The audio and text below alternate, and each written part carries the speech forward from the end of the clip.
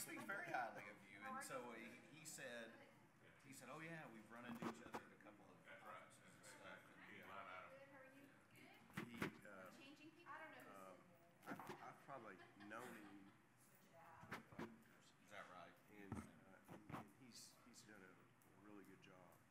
Let me tell you what I like about him. He's just a gentleman. He's just he is a first class guy in all respect. Really, really good. And he's had struggles. This has been a tough. You know, he started a new downtown skyscraper 2 years ago, and he's in the middle of it, and we started it when oil prices 90, and it's a $175 million project, and he's right in the middle of it. It's not been great, but you know, it's just one of those things. He had to stay the course on it. Well, you know what I tell people is, you know, Exxon was one of the original big companies that got a credit rating back in the 1930s, and they were against that with AAA. And they lost their AAA a year and a half ago. I didn't know that. And then within the last month, S&P's come out and said that they're reviewing Exxon for a possible further downgrade. So, you know, you think about the balance sheet of Exxon and all the rest of us that are way downhill from Exxon. And, you know, when you lose 80% of your revenues, Good morning. How are y'all? Doing well. You okay? two partnerships. Yes, sir. We had 35% debt to cap. So in 25 years of mortgage, we lost so much of our revenues that both of them are out of compliance. And I've just been killing myself. I'll have one of them capitalized this month, and the other one, I'm just going to have to sell all the assets.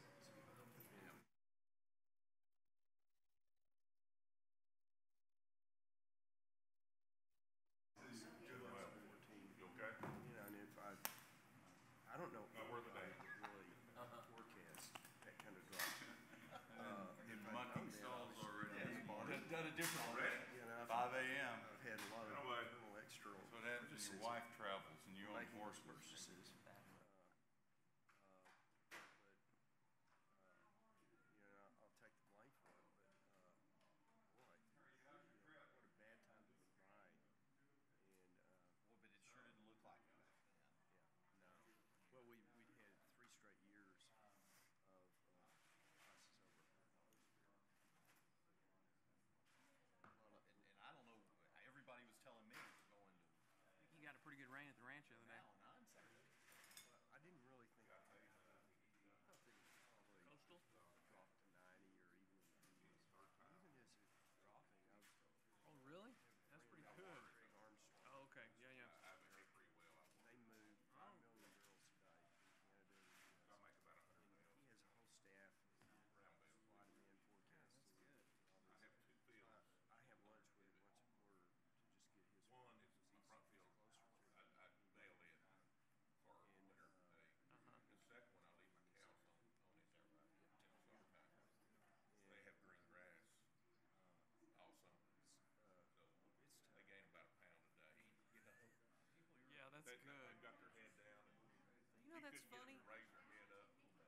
I'll tell you, it's funny because this is how this translates into trucking. so beaten up and Um, everything is so we beaten have just- parking issues. You know, I We've just got, keep- you know, I just kept item, thinking, I your mean, issues with hours of service. February a year ago, You know, we had to make how the much weight decision. they can lose. Straight cuts. Absolutely. And They you know lose it. that. And I had to But, cut some. you know, the federal government doesn't care, know Yeah. that. And they're like, well, what do you mean? That's the reason we try to take our cows to the area. You know, when you do that, Where do you take? Okay, You get San those Sal. better prices. We go to Mason for that. and I went in and I felt like it's my obligation to any of the senior people that I need to work and we tried to give everybody as much support as we could. We had an agency You've been through Garden go City. to, and they're Not in about That's 8 months or so. man. Yeah. It's funny See, because they I all get. thought it'd go all the way to Sterling, but it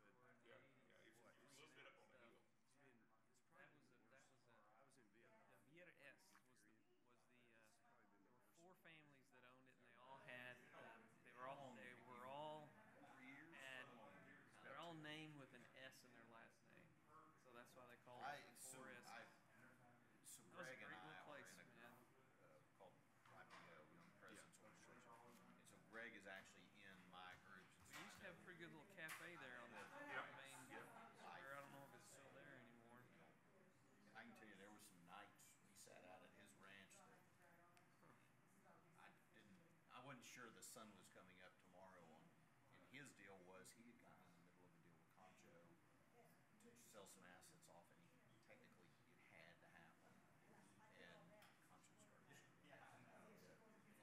and I thought it was gut-wrenching, the most gut-wrenching thing I've ever seen. I've gone through that on a couple of these too. Really just started taking bets. Well, that's exactly what happened. They started kind of sniffing out, kind of need this to happen, and then they just got abused. Now, at the end, they did do the right thing. Now, I will say this. Oh, good. Thank you, though. Jim Leach I appreciate it. Yeah, Concho. yeah. I think he's a quality guy. I think he is a quality guy. And I think, See my ankle, and Greg. on that very medicine. much a quality Yeah. guy. I think Drinks. it's one of those things that if as soon as I get off of it, him and I, Yeah. if he did it, Well, let me tell you, mine does the same thing. they give me 30 days this last time. But So you're I'll gonna take need, what he you gets. may need to be on something 9 chronic. o'clock on a Sunday night. Uh, We're out at Craig's Ranch. You know, said, because of my knee, this deal's if I don't gonna take blow up. something all the time, And if the every deal time had I'm blown up, off it it, would have been if I'm off for 2 days, it'll puff up. It would take him down. So, And we're at sitting some there point, I saying, might wind up "Call getting my knee surgerized call in person and talk to to him." help some of that. And he's like, it's kind of breaching protocol. We gotta get, Sam Campbell. He ended up- is a great guy. Yeah, I'll His get dad, Monday morning picking up was a truck driver and hauled the steel over that helped done build under the the health original. sciences. I don't know. And Dad never went to Because I've college. called, and they're supposed to call me when I get in. and that's They're my good impression. folks. He's a good guy. But that's a vascular guy. Yeah, he's the vascular guy. So what can he do? Something Well, he can look to see if there's an area in there that he could go through and didn't wanna tie do it, off but certain it was veins and get the blood redirected elsewhere. we did a Sometimes that helps. $1.9 billion purchase. We had So, a but they'll do an ultrasound of the area, not just to look for a clot, which you had done a long time My ago. foot mid-con. Yeah. isn't swollen, but my ankle Yeah, yeah. is about this far up my leg. Yeah. December. The problem with it is that once those veins stay puffed down for a long period of time, they weaken. It's like a balloon. And, You keep it blown up for a while, then you can let the air out of it. closing, And I've noticed my ankle's weak Yeah, yeah. because I play basketball and it hurts. Mark Ellis, the Well, CEO. you're not going to have a career as a professional basketball Am I? player. You never know. I built a gym at my house. Mark, You want here? You want here? Yeah, I'm gonna send you a way picture. underwater on Well. this. But I've never You know, when I was in college and med school, and even after med school, till I was in my made mid-30s, either oral I and this competed in judo. agreement to have And a, my wife, after the last tournament that I was in, she said, you're probably never going to make a living doing that, that deal. but you are going to bust something I'm up. a Larry Bird. Talk trash, and I can shoot the long one. But you, Birds is something else. You ever hear Michael Jordan talk Oh, about yeah, Bird? Bird, he's the worst trash talker everybody ever. at one Bird time, said, Michael Jordan said his first game on the Bulls, when they played Boston, Even if they're he was the hot shot from North Carolina. He said Bird went up to him and said, "Rookie," he says, "I'm about to drag you up and down this court for the next 4 quarters. You better get ready as you for might it." imagine, Mark I Ellis, sent you a video. some cheerleaders. And he went into bankruptcy Download and all that that. stuff. he's going, yes, thank you. No, it's tough. I'd love to see $80. That's it. I tell you, I'd be thrilled at 65 right now. I'm, well, you're getting closer to that at least. There you go. I think it went. Nope, didn't go. Yeah. I delivered. Well, you know, what happened is we went from 26 that's up what to it is. 55. I'm probably not on the Went web. down to 42 this year. And that just took all the wind out of it. Right, well, because you kind of thought we're on a trajectory to go, okay, and then all of a sudden, we are.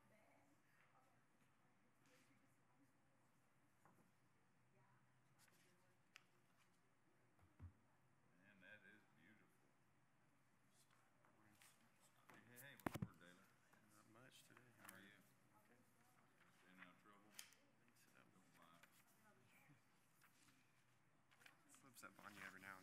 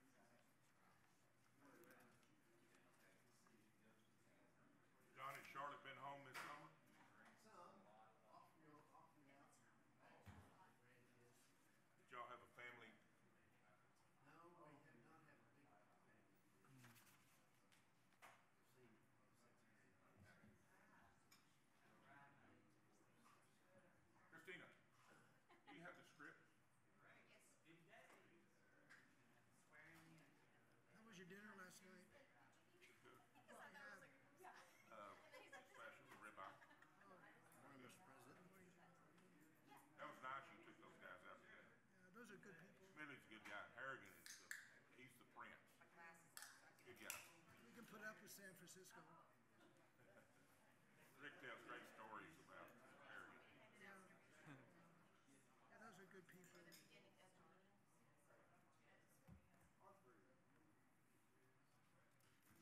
When Harrigan was interim chancellor, Rick was chairman, said we need to cut the budget. He said absolutely, because I think they spend too much money up there anyway.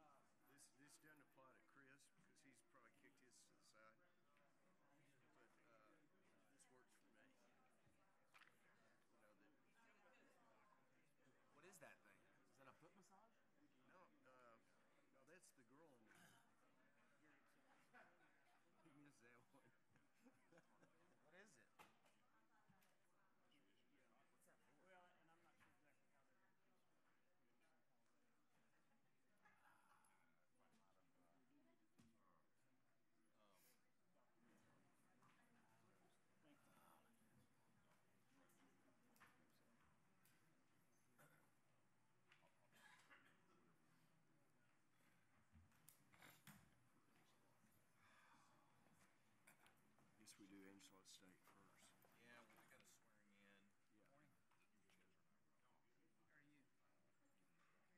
How are you? I'll move my table.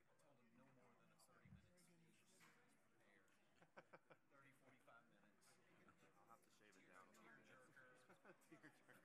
30, 45 minutes. I'll have to shave it down a little bit. Tearjerker. Tearjerker. You're kind of a tearjerker. And then we're ready. Good for now. Yes, ma'am. How's your Thank parents? you. Yeah. How is your Steve? Yeah. I am, thank you. Proud of you. Thank you. I don't even remember what you said. All is well. Wonder how many trees we kill for each one of these meetings. That's what I'm going to. He gave me the green ones. I didn't even have a statement. And that since we've gone electronic. God knows what it's like when we went electronic. True. Place. Yeah, it's hard to have, especially since the vice chairman stays. Like in my iPod. Not really per line or whatever. You went over here. What's my foot pedal for? I just got 100% behaved civic through this recap session. Just got one bank. Where are we? And they all are. Ready to go. All right, everyone. Before we begin our meeting today, we will conduct a swearing-in ceremony for our newly appointed student regent. I had the opportunity to introduce Jarrett Lujan at our last meeting, and today Jarrett will be sworn in as our 12th student regent. At this time, I call on Vice Chairman Lancaster to administer the oath of office to our new student regent. Thank you,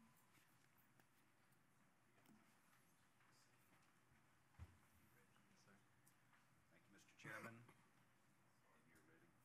I'm ready. All right, Jared. In the name and by the authority of the state of Texas, I I, Jarrett Lujan, do solemnly swear that I will faithfully execute the duties of the office of the Board of Regents of the Texas Tech University System the Board of Regents of the Texas Tech University System of the state of Texas of the state of Texas and will, to the best of my ability, preserve, protect, and defend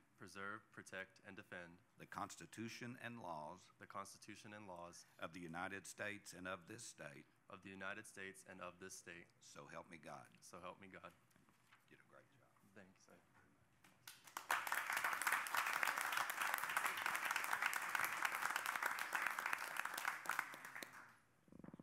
Jeremy, if you'd like to say a few words.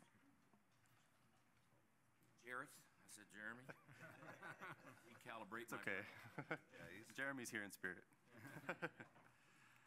First off, I think it would be, remiss if I didn't thank Governor Abbott. Governor Abbott, thank you so much for this appointment and this awesome opportunity.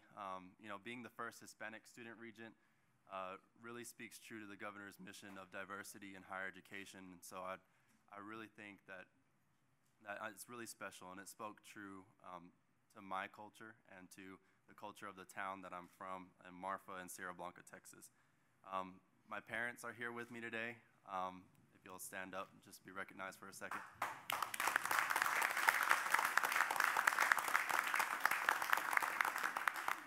Johnny and Tina Lujan. I never get to call them that, so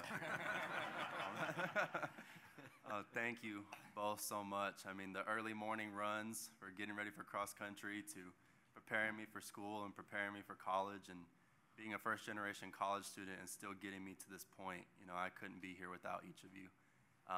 Thank you so much. And I always tell the story whenever I first stepped on the campus of Angelo State University, I told my mom that I wanted to be student body president, and I accomplished that. And then a couple nights later, when I came to my first board meeting, I told her, Mom, I'm thinking about student regent. I really think that would be something really cool to be able to do. And she was like, well, go for it. Same thing, same concept.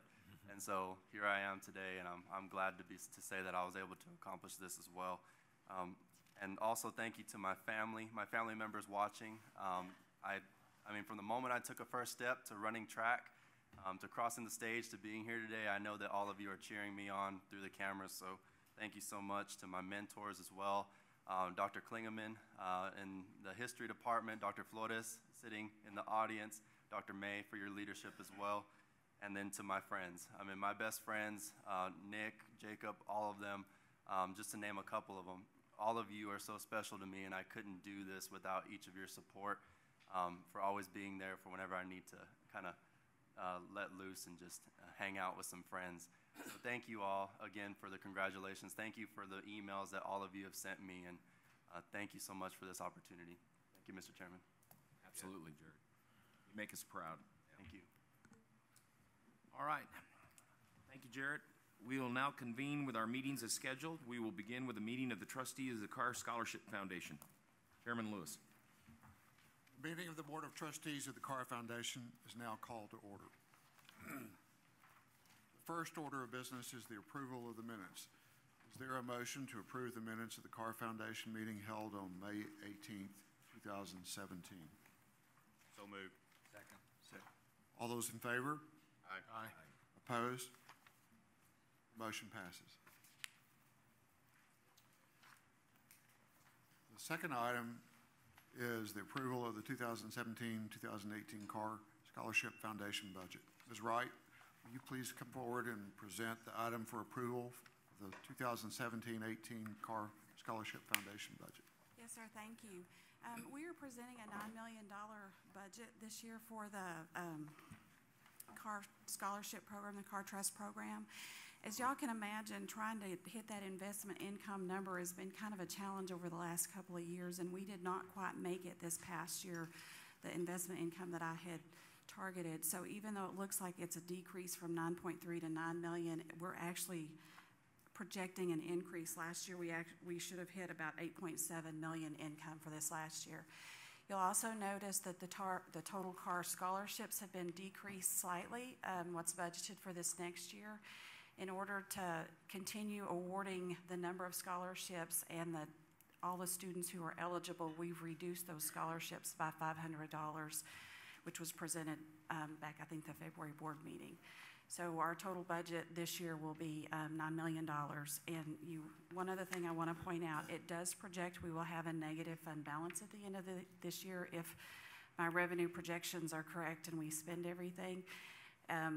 As Regent Walker knows, we've had too much money. Now we don't have enough money, but we are, the projections going out will get us back up to zero. And we're trying to keep it as close to zero as we can. It's just kind of a tough target to hit.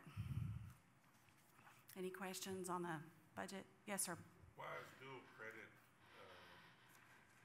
going down? In 16, the first year we did it, we started with $1.8 million just to get the program started. We had a pretty substantial fund balance at that time.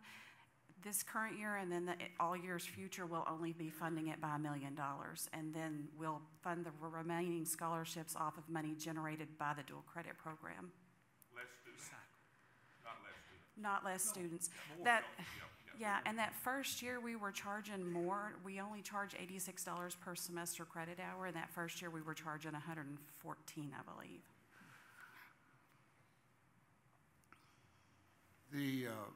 Also, you might note that the budget, I believe, includes a recent lease bonus of approximately $2.4 million. Is that correct?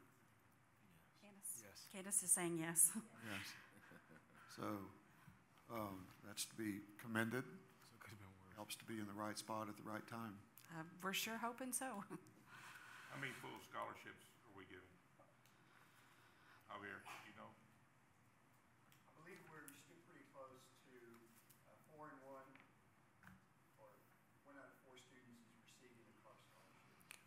That's amazing. Is that about 2,500 students? Yes, approximately about 25, maybe a little bit more.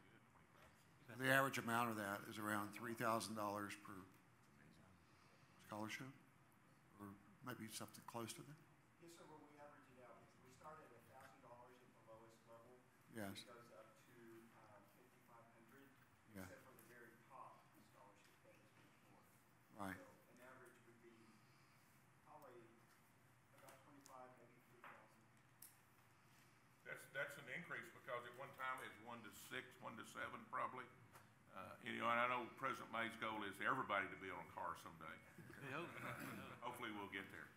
Just takes $130 oil, sir. That's all it takes.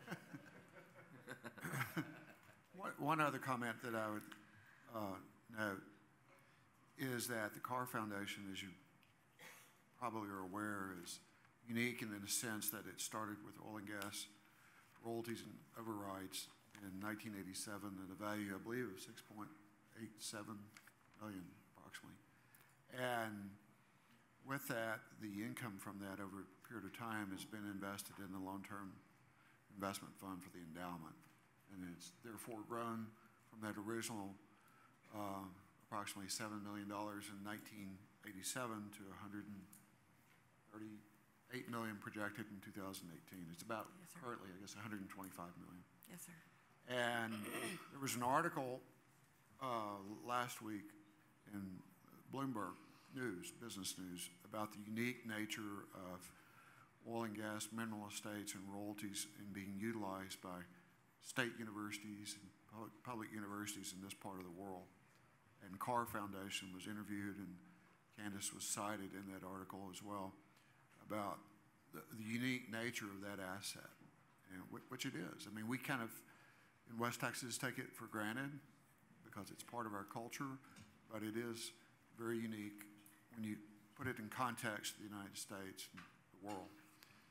The United States is the only country in the world where private individuals own mineral estates and royalties and can bequeath them to universities. So it is a very unique situation, and Angelo State has more than made the most of it. There would be commended in regard to that. But again, it was good to read about Angelo State in the national business news. Any other questions or comments? Is there a motion to approve the 2017-2018 Carr Scholarship Foundation budget as presented? So moved. Second? Second. All those in favor? Aye. Opposed? Motion passes. Thank you. Thank you. The final item of business, are there any announcements that anyone would like to make related to this? If there's no further business to come before the board, do I hear a motion to adjourn the meeting? So moved.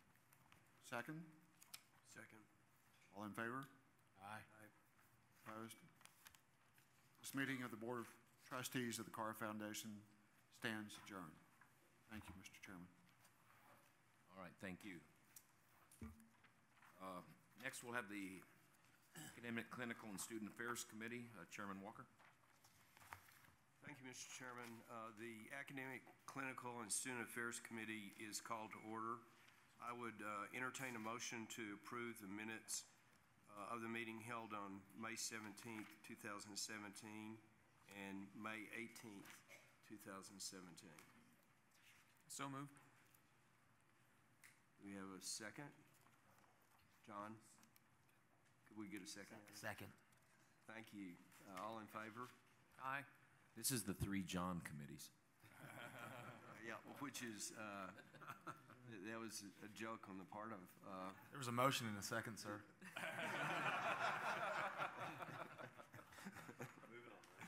Yeah, the motion passes. Okay. Dr. Topliff, could you please begin with item 1? Thank you, Mr. Chairman. First motion that I bring before the board is a motion to grant tenure to 2 individuals, Dr. Tony Mullis as Professor and Chair of the Department of Security Studies, and Dr. Dale McDonald as a new Associate Professor of Engineering in the David L. Hirschfield Department of Engineering. These faculty members' credentials have been vetted by the appropriate committees under procedures established for tenure and promotion in OP 0623, and recommend that these be approved. Good. Thank you. Any questions? Is there a motion to approve? So moved. Second. All in favor? Aye. Motion passes.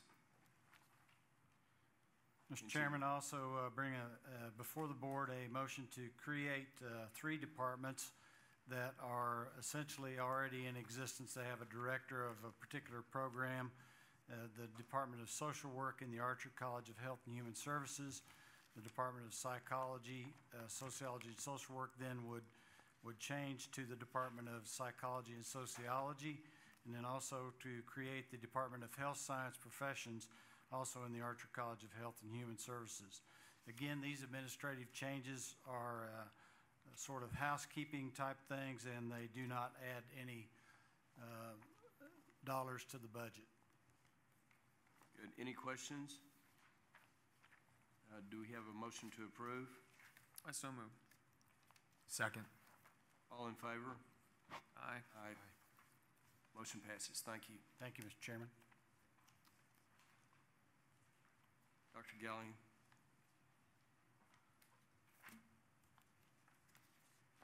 Thank you. I have one item to consider today, which is the approval of granting tenure for 5 individuals.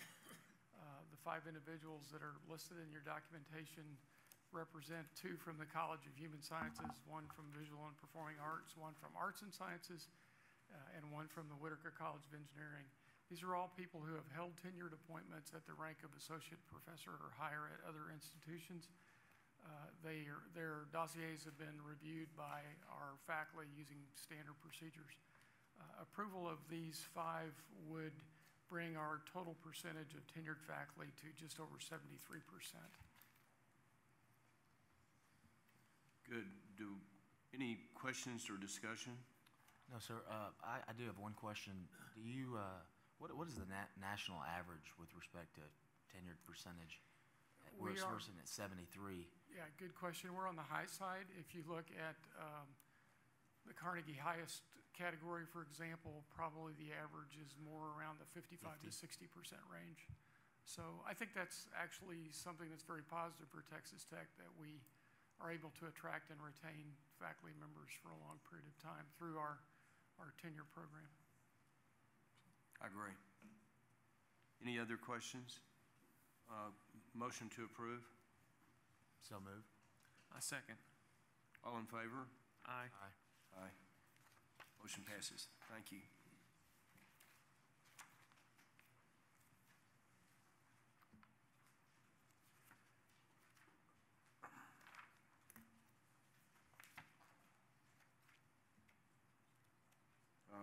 Dr. Skovnik? Mr. Chairman, Chancellor concurs with the recommendation to install and locate a plaque recognizing the tenure of Dr. Guy Bailey as the 15th president of Texas Tech University. This is a customary practice which recognizes all previous presidents. The verbiage of that plaque is in your document. I won't read it. I would just note that it highlights Dr. Bailey's leadership in promoting Texas Tech's reputation as a national research university, and very significantly during his tenure, we met the benchmarks that provided access to the National Research University Fund. We also experienced a considerable growth in research expenditures and enrollment during his tenure. The plaque will be situated on the administration building where all the other presidents have been recognized, and will conform in composition and style to those existing plaques. Good. Any comments, discussion? So move. Do we have a second? Second. All in favor? Aye. Aye. Motion passes. Lawrence, you can have a ceremony to do that? When is that going to be? Offhand, I don't remember when the ceremony is. I think it's this fall, right? Sometime in the fall.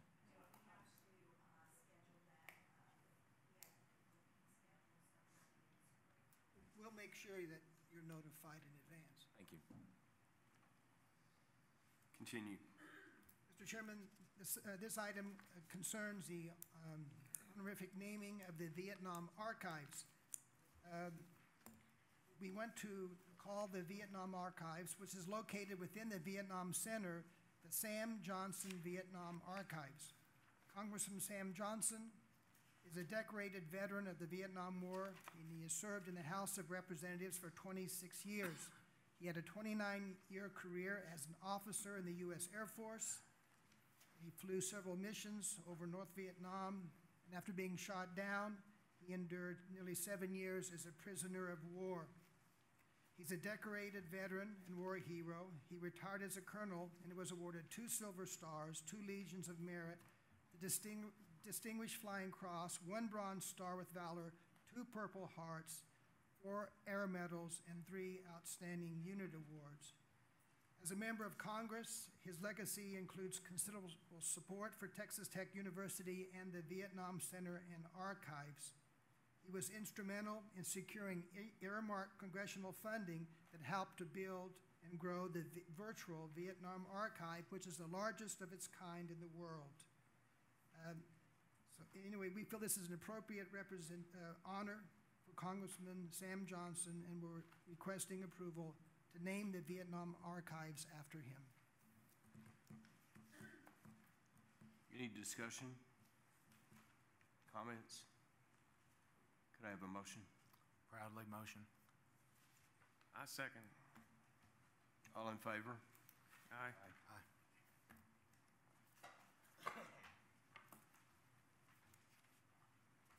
Dr. Burke? Mr. Chairman, I'm going to present for Dr. Burke. Okay. Thank you, Mr. Chairman. The Chancellor concurs with the recommendation that we bestow upon Dr. Roland Patry the title of Professor Emeritus. And I'll say with Dr. Patry, we have a ton of great professors that when they retire, they deserve everything that they have coming to them for a nice retirement. But as far as a Professor Emeritus status, those are the folks I think that this title should be reserved for people to go way above and beyond what their job description called for with teaching or research or whatever it was. With Roland, there were 3 things that were really pretty cool with what he did. The first was he was very, very involved extramurally with things related to societies, which obviously brought a lot of accolade upon our university with other pharmacy groups. The second thing, which was really integral for the Health Sciences Center, he spearheaded the program that eventually became the PharmD MBA program, which is our most successful dual degree program in the School of Pharmacy. We talk about our MD MBA program, but every time we sign up those kids with the MD MBA program, there's a bunch of the pharmacy kids signing up as well. And Dr. Patry is the one that was instrumental in establishing that. And then the final thing, which is probably the greatest service he performed to the Health Sciences Center, when we needed a new regional dean in Dallas, he uprooted himself from Amarillo, where he'd been for his entire tenure here, and just when Dr. Smith asked for help, he said, "I'll do it," and got it and moved over to take over in Dallas for that. And that's a very difficult thing to do, particularly when somebody's getting to the point in their career where they should be able to kind of relax a little bit. He had to go over there and basically restart everything again. So Dr. Patry is one of those guys that never said no, was always very proudly carrying our banner wherever he went, and is a real credit to us. So with that, I would ask that the board consider honoring him with the title of Professor Emeritus. He just retired last week. I know I didn't read it, but it's something like that in there. No, that was excellent. Any comments or discussion? Could I have a motion? So moved. Second. All in favor? Aye. Aye. Thank you, Mr. Chairman. The next item is one that I'm presenting, and this is a realignment request from the board. Currently, in our School of Health Professions, we have 2 different doctoral degrees, PhD degrees, one a PhD in Communication Science Disorders and the other a PhD in Rehabilitation Sciences. Probably the meat of this, the best statement about it is in the middle of the next paragraph. The alignment of these will allow us to consolidate 2 very specialized PhD programs into one that's a little bit more generalized, in order for us to get some economies of scale with our faculty members. And in order to, one of the things that happens in the health professions, or what are called allied health sciences, we have 20 different degree programs in that school, and it's the one where it has to be one of the most flexible we have to kind of meet the needs of the future. The School of Health Professions has been where we've had master's programs that grow into doctoral programs, and we have to respond to that need as it's happening, so that we don't wind up getting left with an empty sack academically with things. Dr. Rice Spearman has done a phenomenal job when she took over as dean at looking at the various degree programs and trying to see moving forward where the needs were going to be and doing some of this realignment. For us to consolidate this into one PhD program in rehabilitation science will allow us to produce the types of professors primarily that we'll need for expanding our enrollment in that area. If the board approves this, there won't be any additional cost to us, and hopefully over time there'll be some cost savings by consolidating these two different divisions, and then we will then send it in for SAC's approval. Good. Any discussion, questions from anyone? So no added expenses, just potential efficiencies, if anything. Yeah. I have a question. Dr. Mitchell? Yes, sir. Does it significantly, by consolidating these, does it significantly increase or decrease the time it takes to complete this program? No, the time to degree completion should be the same. Okay. Yeah. Thank you. Could we have a motion, please? So moved. A second. All in favor? Aye. Aye. Aye. Thank you, Mr. Chairman. On item 8 is, okay, Dr. Rawl-Roth, yeah. this is one of those technical things. Yes, I'm going to make it exciting now. Thank you, Mr. Chairman. Each year, the Health Sciences Center goes through a process of reviewing and updating its student handbook. Representatives from each of our schools, as well as general counsel, look for alignment between the student handbook, school policies, and the ever-changing state and federal regulations, as well as accreditation standards. And then once the revisions are made, we ask the student government representatives to take a look at it and to comment on any of the revisions that have been made this past year. As you can see from your handouts, there were numerous revisions made this year, but most of them are text changes, really just for clarification. And there really weren't any substantive changes. Some of the more significant changes, I guess, is one, we removed referral to the Health Sciences Center El Paso because they're now operating under their own student handbook. Also, the section of the student handbook in which we describe professional ethical standards related to the school policies, we now refer the students back to the individual school policies. And probably most of the changes that we made were in Part 4, which is of the student handbook. And this section deals with anti-discrimination and sexual misconduct, including Title IX. As you know, it's received a lot of attention in the news lately. These changes were made for clarification and improvements in the process. All these changes were approved by Charlotte Bingham, who's the Texas Tech Deputy and Title IX Coordinator. Examples of these changes include the process for filing a complaint, whether faculty, staff, or student, were revised for clarification. Another revision involved better defining the investigative process and the interim measures that the reporting parties could look at to assure their safety and well-being. In other words, we may have to ask this, if it's students go into separate classes, or we may have to ask a student to actually stay home until the issue is resolved. Also, a new section was added in which the Title IX Deputy Coordinator will proactively, within 60 days after resolving the case, go to the reporting party and make sure any of the misconduct or reported behavior had ceased. And then finally, the attachments A through D, which were removed, we now have, and those were forms that were filled out, we now have a software program where these forms are filed electronically. So we request that the Board of Regents approve the revisions of the 2017-2018 student handbook. And with me, I have Assistant Vice President Margaret Duran, who actually each year oversees the process of the student handbook revision. Thank you. Good. That was an exciting presentation. Thank you. I appreciate that. You might want to work with Dr. Mitchell some on presentations. Any other comments or questions? Could I have a motion, please? I so move. Second. All in favor? Aye. Aye. Thank you. Dr. Mitchell and Mrs. Calvert.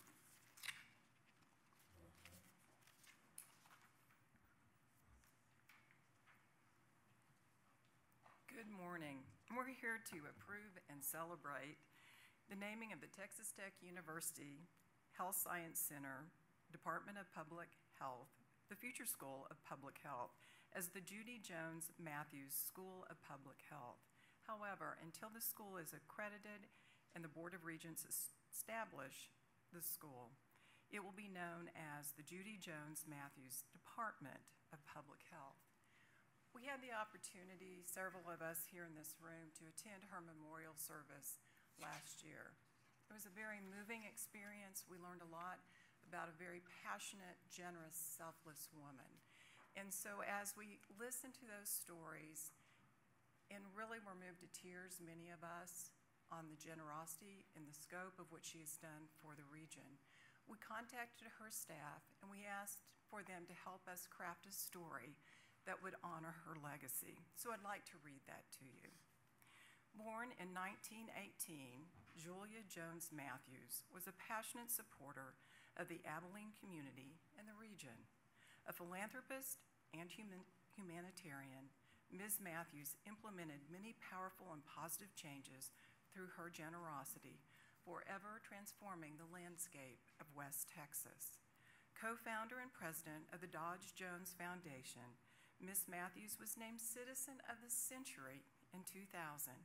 She was a key supporter of the initiative to bring Texas Tech University Health Science Center to Abilene, and as such was invaluable in advancing health and wellness for the state of Texas. She generously gave of her own wealth in order to establish and secure charitable foundations for her children. Each of these foundations, Dodge Jones Foundation, the Leggett Foundation, and Kickapoo Springs Foundation, all play a significant role in the system. Specifically, those that have benefited are ASU, Texas Tech Health Science Center, Lubbock, and Texas Tech University. The depth of her commitment is immeasurable. I'd also like to thank Regent Lancaster for his leadership in bringing together the Abilene community along with the Dodge Jones Foundation, Hendrick Medical Center, and Diane Graves Owen Foundation in bringing this all together. We are indeed grateful. Dr. Mitchell, would you like to add anything? Sure, there's not a lot. I mean, Lisa just summarized it quite well, but I will say that when I first started here, the economy was doing very, very poorly. The budget had been cut substantially at the state. It was probably the worst budget cycle that we'd had in a few decades. And yet, in Abilene, we were able to grow our campus strategically because the folks in Abilene, primarily driven by the Matthews family and through also the Diane Graves Owens Foundation, they all bellied up to the bar and said, we're wanting to make things happen here. And what we did was, our proposal to them wasn't just to give us funds for a building, but it was also to give us the funds we would need for operational overhead for 2 years pending the time formula funding would kick in. We did that, we threw that out there kind of to see if they'd bite on it, and they did. And ever since then, we call it the Abilene model, so every time we go to anybody now, our whole thing is, if you want to make this happen faster, this is what we need. Otherwise, we can do this through waiting for the state. I didn't realize that 2 years was optional.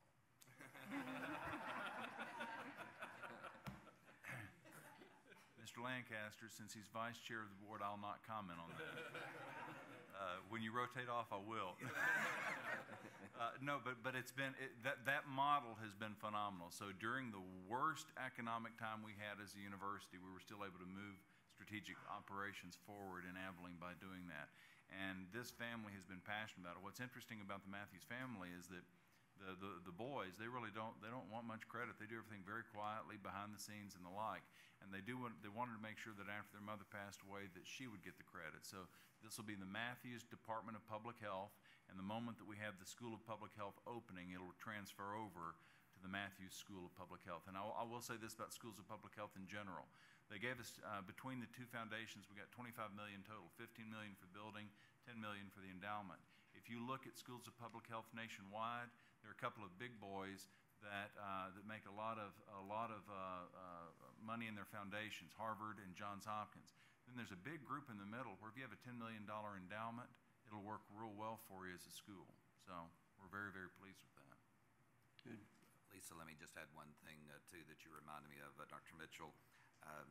The family is very careful about what they put their name on, and It all started with Mrs. Ruth Leggett Jones, who was Mrs. Matthews' mother. They allowed us to put a wing in Mrs. Jones at Hendrick, where I work, and we've asked them about several other things to put Mrs. Matthews' name on, and this is the only thing that they're allowing in Abilene to put her name on. So it is a real testament to Texas Tech that they have allowed this. They don't do it very often. I'd like to, when you look, and Ted described it, the Abilene model, what that set the stage for, and certainly Amarillo participated, and across the kind of the tech empire, the message we've sent across the state is that local communities can leverage their resources with state dollars to make a difference in people's lives, to grow their educational assets, and the resulting changes and the impact it can have on a community. And we just look throughout the tech empire how multiple cities have stepped forward with this same model, and it is through this family's generosity, and Regent Lancaster, thank you for the leadership you've done. It has changed the Texas Tech system significantly, allowed us to add new colleges that we would never have been able to have, and educational opportunities for West Texas that we would not have had. So it is truly a great model that has been established, and a great legacy for the family. Thank you. Good. Any other questions, discussion? Could we have a motion, please? So moved. Mr. Chairman, I'm going to acknowledge my motion to move forward by saying just thank you. This is it's not lost on me that we're spending a little bit of time talking about the contributions of the family and of these communities. The same thing struck me is that there are so many names that are woven into the fiber of this institution, and they're coming from communities, strong communities like Abilene, and most importantly, families like the Matthews family. So thank you. Mr. Esparza, we're looking for the Esparza University Center. Working on it. Just a thought. That's a good thought. In El Paso. In El Paso. Can we get a second? A second. Okay. All in favor? Aye. Aye. Aye. Thank you. Well deserved. Chancellor Duncan. Thank you, Mr. Chairman. And members, before you is a document that we have developed as a part of a dialogue we've had with the Board of Regents concerning the strategic plan for the next year, and the themes that you and we have discussed about pursuing in the next year. The document includes several different things. There are two things in there that are different from what you had seen before. I think one is an initiative to evaluate a mental health program, and an initiative to go forward with evaluation of a potential veterinary medicine program. These strategic initiatives will be, and the whole plan here is to come to you in our reports and tell you where we are on these initiatives that we've laid out in this summary document, and to be able to answer any questions that you may have. And of course, as you prepare for a board meeting, you may have an interest in something, and you may want to have us prepare something in our presentations for you. That way we're kind of focused on where we want to go in the next year. And I think this is a very good process for us to be all on the same page about what is the next priority for the university. So with that, I'll be happy to answer any questions. Let me comment as chairman of the committee. I do think that the ACS committee has historically done a lot of perfunctory functions, all important, as we've seen today.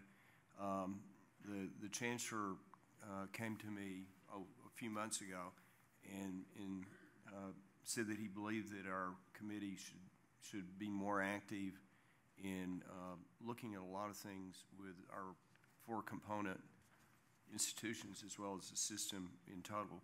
So clearly what we're talking about here is approving the strategic plans that were outlined in our previous two meetings. But it's also part of this process. He's asked us on new ideas and new initiatives to spend some time to try to understand them, to have business plans, to have financial projections, and to try to understand sustainability for these ideas. And so with the mental health initiative, there have been several meetings in the mental health initiative, and I want to give full credit, is because of Regent Hammonds. He has all of us that know him, he has a vision, he has a passion for this, and he's been in several meetings that both Dr. Mitchell and Dr. Skuvenek would agree this wouldn't have happened without him. And they're all appreciative. It's caused them to look at all the things that we're doing in mental health. Mental health issues touch all of us. And we're actually doing a lot of things.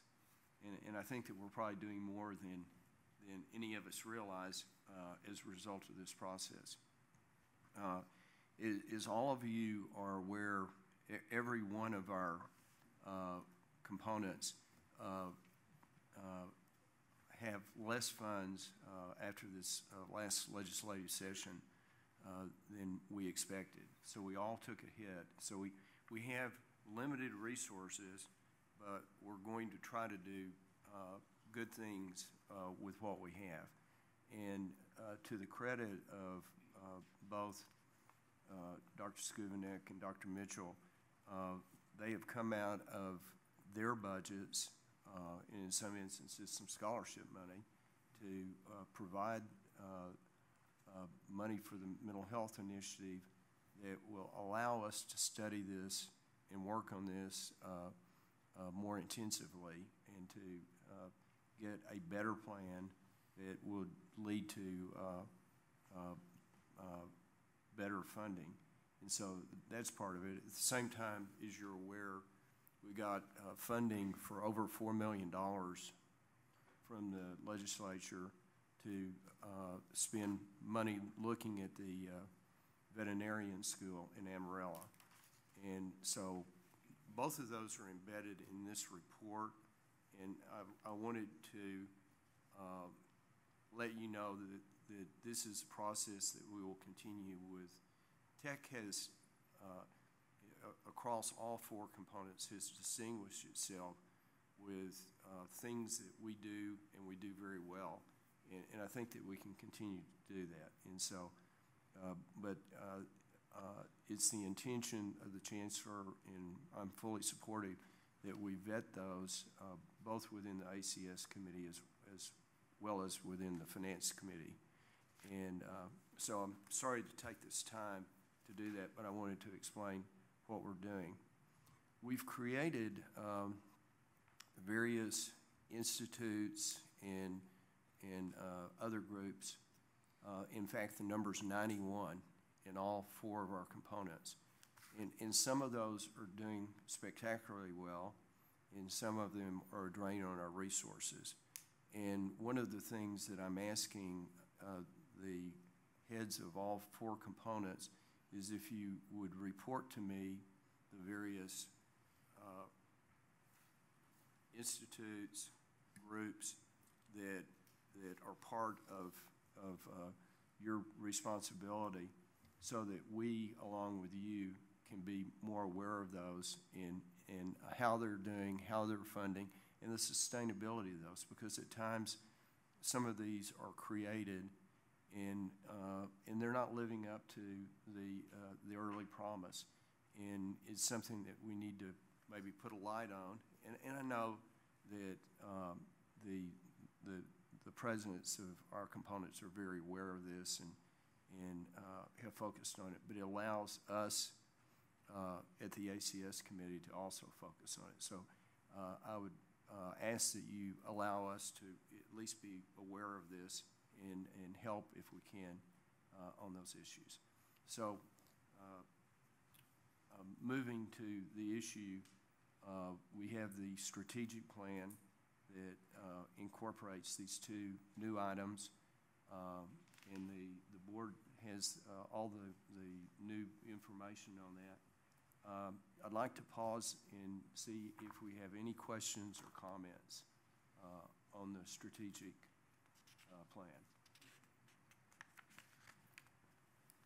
Chairman Walker, I might make a comment. First of all, I want to thank you and commend you for the process. When we talked about some of these newish initiatives and the things that come out of the strategic discussion coming through these committees, I can tell you I learned more about some of the things that we were doing with regards to mental health initiatives in this institution that I ever knew. So I was delighted to see that, and also to see that we're doing a number of things right, and to put a focus on it, and Mr. Hammonds, to thank you for the things that I know that we're going to be looking at in the coming year.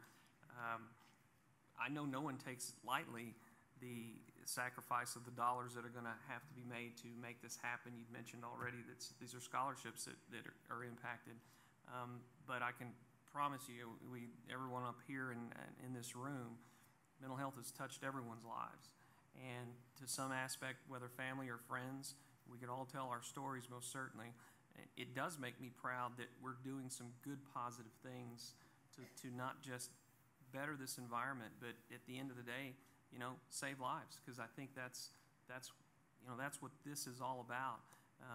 Under the constraints of the budget, I think this is a good positive step, and I'll be proud to support what we're looking at doing here, Mr. Chairman, so I want to thank you. And Mr. Hammonds for the work that you've done here so far. Well, you're welcome, and I appreciate the fact that we are moving forward. I am the oldest regent, and so to me, time is precious. And I urge you to move forward with all haste. I, in this room, am the voice for 60 million people suffering from mental illness across the United States. And we're not going to cure mental illness, but we can make a difference. We can do the research, we can work on treatment, and we can do policy advocation to anybody that will listen to us about everything related to mental health. And this body, this institution, this college can make a huge difference in the lives of 60 million people. And that's in America. Who knows what the number is worldwide? So thank you for moving it forward. Sometimes I feel like we're pushing a big ball uphill, and every once in a while it comes back a little bit, and we push it a little bit further, and the ball gets heavier and heavier the closer we get. But we do need to keep moving it forward. I appreciate your efforts, and honor an old man's wishes, and let's go as fast as we can, please. Well, as the second oldest regent, although I've gone through 2.5 years of 50 to 80% revenue loss in the oil and gas business, I might need any of these programs you develop. Any other comments? Questions? Okay, I would entertain a motion. I so move. Second. All those in favor? Aye. Aye. Thank you. Mr. Chairman, this concludes the meeting of the Academic, Clinical, and Student Affairs Committee. Thank you. We'll now move on to the Audit Committee. Chairman Long. Thank you, Mr. Chairman. The Audit Committee is now called to order. I would entertain a motion to approve the minutes of the meeting held on May 18th, 2017. Do I have a motion? So moved. Second? Second. All those in favor, please say aye. Aye. Aye. Opposed? Thank you. Motion passes. Mrs. Turner, please present item number 1. Thank you. And I have there it is. So first item is to request your approval of the 2018 annual audit plan. This plan includes almost 21,000 chargeable hours across 17 auditors. This year, I've added about 20% to our time available for special projects and fraud investigations. In my experience, fraud is happens all the time, but reporting of fraud and discovery of fraud is very cyclical, and we happen to be in sort of an upturn right now. We have several investigations going on at the moment that made me think we might need some more hours. Last year we did use more than our allocation of hours in the prior year as well.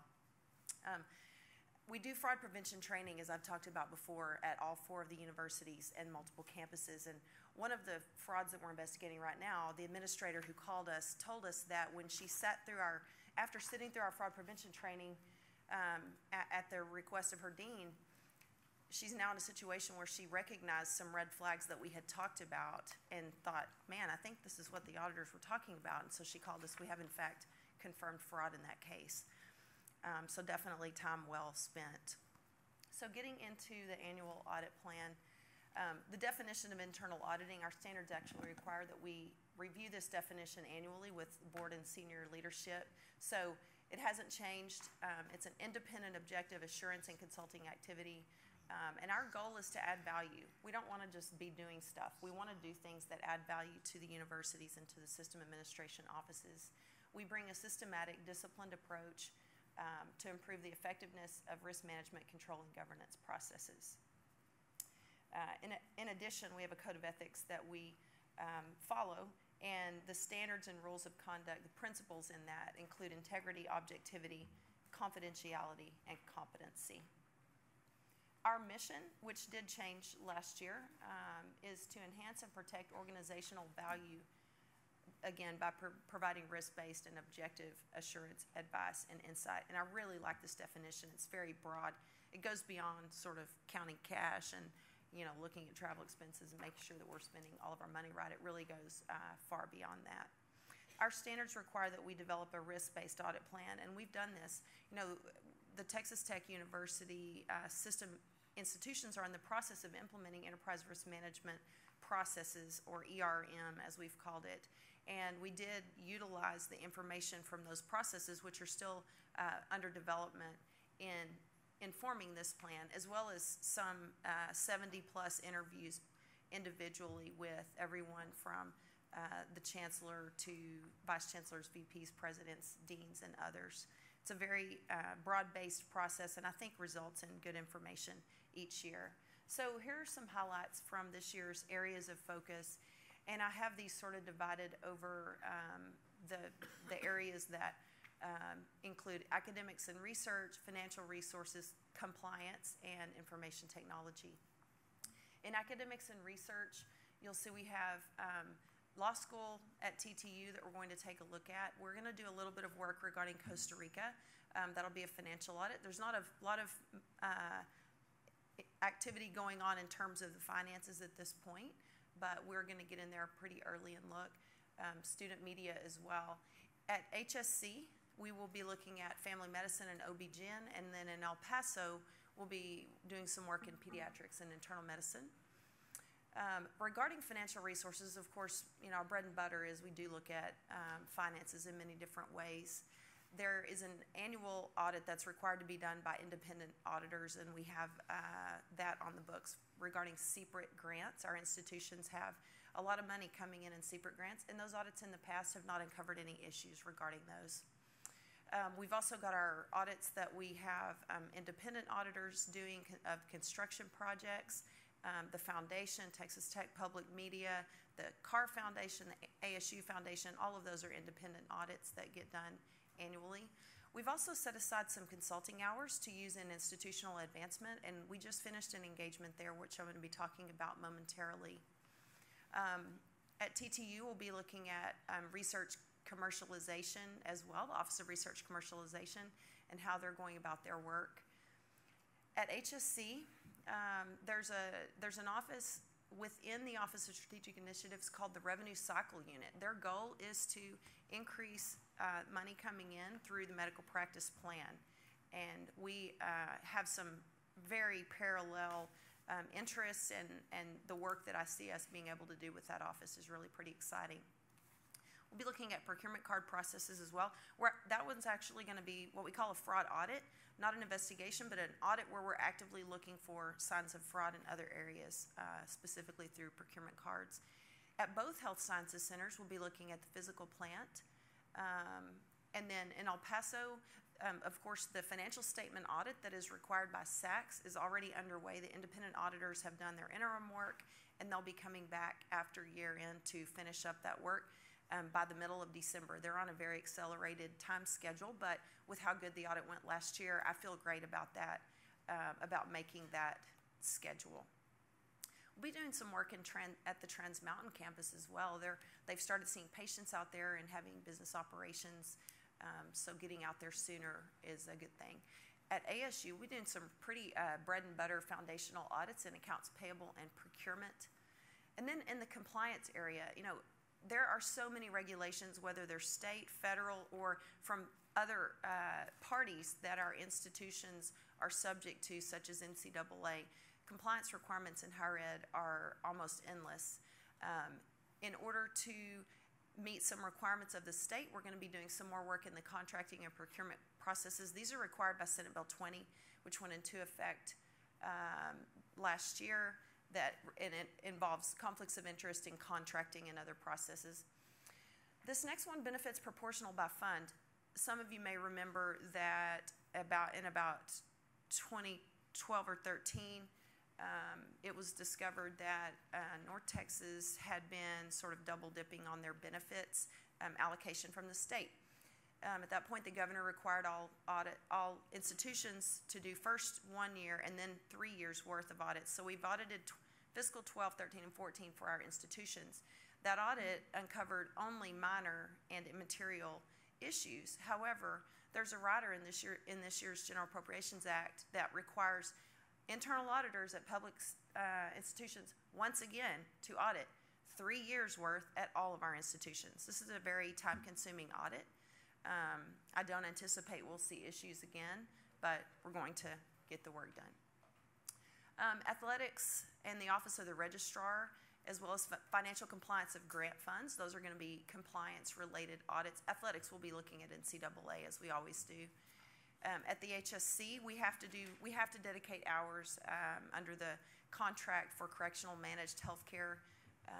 And then at both health sciences centers, we're going to look at conflict of interest management processes as well. At ASU, we'll be taking a look at admissions processes specifically with regard to international students. Those go through the Center for International Studies.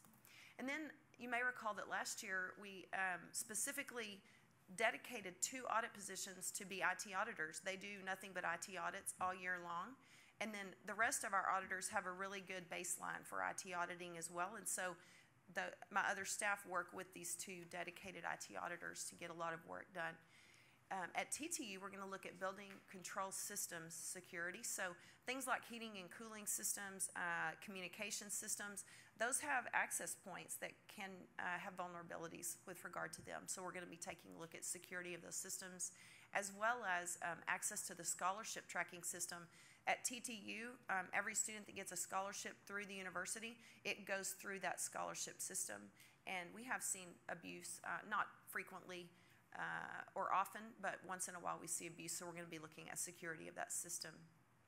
At HSC, we'll be taking a look at the electronic medical record application, which may include security. It may also include some other things.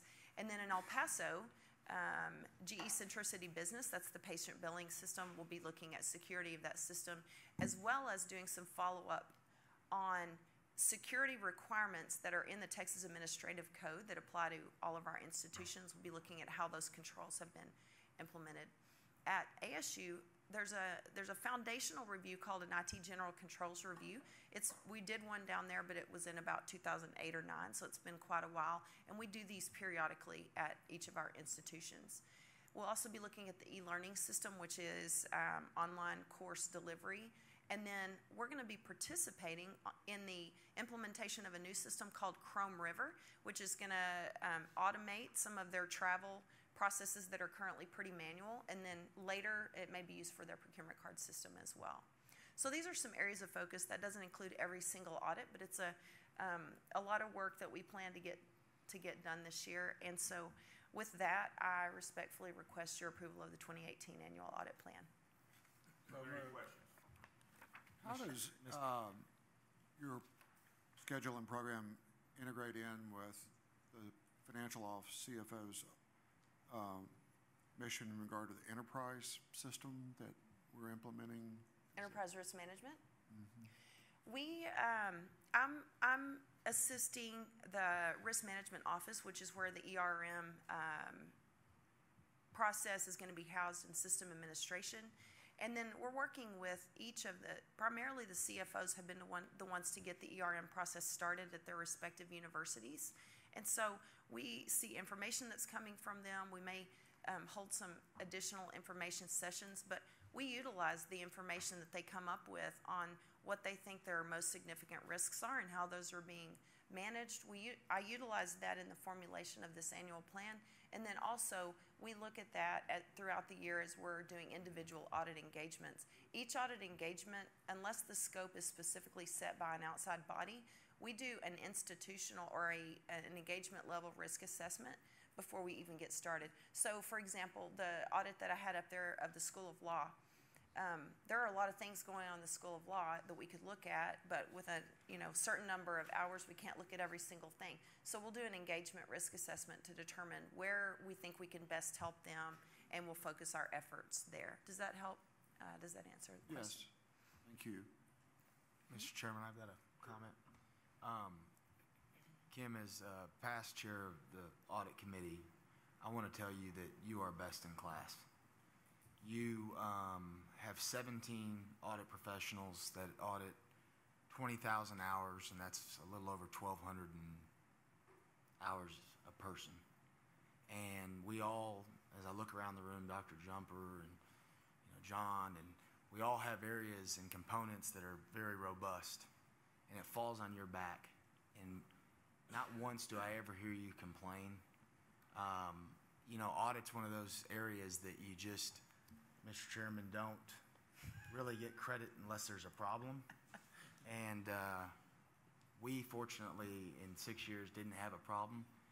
And I knock on wood, but I want to tell you how much I genuinely appreciate as a fiduciary of this institution the work that you and your team do to keep everybody else that thinks they're busy. Remember, she only has 17 doing all of the systems. So thank you, Kim, for the work that you do, and good luck next year. Thank you. I really appreciate your comments. I have an amazing team. Regent Long did let me know that Justin Noble did such an awesome job at the last board meeting where I was absent that I had big shoes to fill. So I'm trying to do a really good job with that today. I'll second that. I agree. If you study what's in here, it's a busy group, and they've got a lot going on. They're doing excellent work, so thank you very much for that. Any other comments or questions? Is there a motion to approve the 2018 annual audit plan as presented? So moved. Second. Second. All those in favor, please say aye. Aye. Opposed? Motion passes. Kim, please present item number 2. Thank you. There's one engagement that I want to highlight this time, and we did some work in institutional advancement. As the Texas Tech system has matured and grown over the past 20 plus years into 4 universities with 20 campuses, so have the system's philanthropic efforts. They now involve tens of thousands of donors. And so it's time now to implement systems and procedures that match the complexity of our system to achieve consistency in the way that gifts are deposited, accounted for, reported, and receipted. The institutional advancement team, Lisa and her team, requested this work, which is a consulting engagement, as a part of their effort to modernize their back office processes and to improve consistency. A couple of years ago, Institutional Advancement Management brought in a consultant that had deep industry experience. He did a lot of work, conducted comprehensive reviews in both the front of the house and back office processes as well, and included discussions with institutional advancement and other leaders across the Texas Tech system. You may recall that last year, the institutional advancement leadership identified the omission of what turned out to be about $20 million in contributions from the foundation's 2015 financial statements, and brought that to they brought that to me, and then we took it to the independent auditors that audit the foundation's financials every year. The discovery required some additional work to be done for the 2016 financials to be accurately, properly stated, but it also involved restating the 2015 financials. The consulting work that was done before, as well as the quantifying this inadvertent omission, really highlighted some key differences in how gifts are handled across the universities of the Texas Tech system. This engagement that we did not include ASU because they use different IT systems and different processes there. It did include Texas Tech University and both health sciences centers. Our work included detailed process discussions with accounting and advancement personnel at all three of the universities and with institutional advancements team that they call Central Advancement. There are policies and procedures in place at all the universities and in institutional advancement. Because of how the Texas Tech system has evolved and grown over the years, those policies and processes have grown sort of independent of each other at the various universities. And that has resulted in these inconsistencies. There's nothing nefarious. We did not see willful disregard or anything like that. What we saw is just processes that have evolved in different ways over the years. We have some recommendations that are specific to institutional advancement inside their operations, some things that they can make modifications to, and then also things that they'll be working with the CFOs and their teams on at the 4 universities. And so we had recommendations for sort of all of them, and for institutional advancement to work with Gary Barnes, the system CFO, as well as the institutional CFOs to put these into place. Just a couple of specifics. So every gift gets deposited into a bank account, gets recorded in an accounting system, and gets recorded in a donor database. But those happen in different ways at the universities. These 3 universities that I mentioned use the same accounting system, Banner. ASU also uses Banner, but they use what's called a different instance. So the other 3 universities' information is sort of all in one place. And then those 3 universities also use a donor database system called Advance. So at TTU, for example, most gifts are physically sent to institutional advancement for processing. However, at the 2 health sciences centers, some gifts are sent to institutional advancement and some are processed internally. There are bank accounts. Each university has a bank account, and the foundation has a bank account. Some gifts are deposited into the wrong bank account. Transfers are made later to correct those, but we have an interest in making sure those are done. Those are deposited correctly the first time. With the foundation being a 501c3 tax-exempt organization, which was established for the specific purpose of fundraising for our universities, there are some advantages to making sure our gifts go through the foundation. For one thing, the foundation is not subject to Open Records Act requests, so it helps us protect donor confidentiality to have things going through the foundation. So we had some recommendations to update strategy and policy, including things like desktop deposit capability. I mentioned we have 20 campuses. Well, the foundation bank account, the easiest place to deposit is here in Lubbock, but we have lots of locations. So we recommended the universities working with IA to establish remote desktop. I mean, I can deposit a check into my bank account with my phone. So something similar, probably not quite that robust, but we recommend that so that we're not overnighting checks. In some cases, we're overnighting checks from El Paso up here to Lubbock, and that's not optimal. It takes longer to get money in the bank. Things can get separated along the way. Sometimes we have gift transmittal data, so information where donors have signed documents or whatever could get separated from the actual funds and then later have to be matched up, which causes some inefficiency as well. We were really, another example is online giving platforms. We have several online giving platforms, and some of those direct money directly into institutional spending accounts, which bypasses the foundation and also makes it harder to determine what are the contributions to the foundation for the financial statement audit of the foundation each year. We were really pleased with how the work went. The institutions and I all have the same interest in making sure things are done correctly, money gets deposited into the right place, that the processes are efficient, and so I anticipate a really good result as everyone gets down to the details. And we've offered to continue to be involved if that would be beneficial. We don't have to, but we're happy to help in any way that we can. Are there any questions about that engagement in particular? Okay. One of the things that I do each year is, you give me flexibility in the annual audit plan, and sometimes our risks change and we may cancel a project or we may add projects through the year. And you've asked me, let us know whenever that happens. We did add one project, and that was to follow up on Angelo State University NCAA compliance review that was done a few years ago.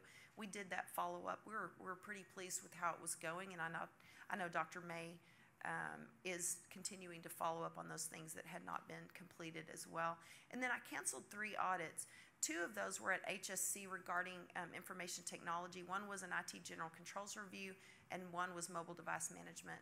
I canceled those because with the investment that the HSC is making currently to upgrade its network and infrastructure, it didn't make sense to do these audits at that time. They would not have been timely.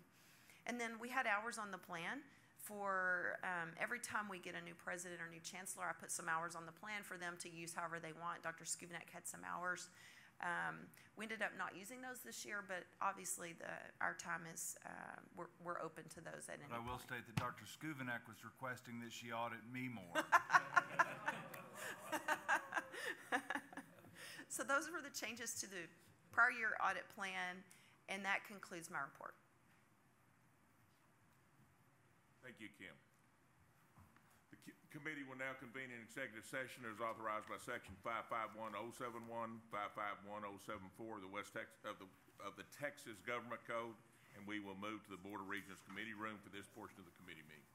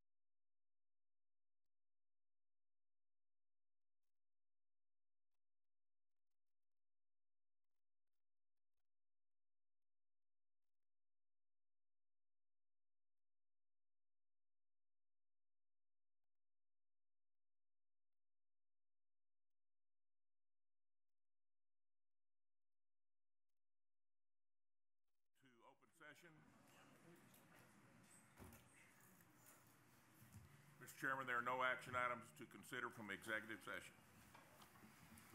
Thank you, Chairman Long. Now move to the Facilities Committee. Chairman Esparza. Mr. Chairman, the Facilities Committee is now called to order. I'd like to entertain a motion to approve the minutes of the meeting held on May the 18th, 2007.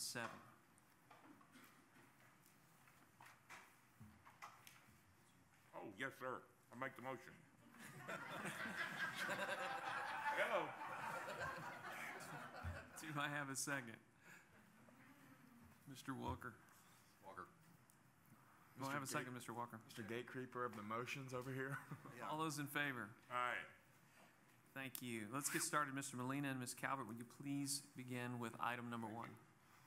Yes, sir, Mr. Chairman, thank you. Item 1 is at Texas Tech University, approve a gift in kind with naming and a project to install a chemical process pilot plant.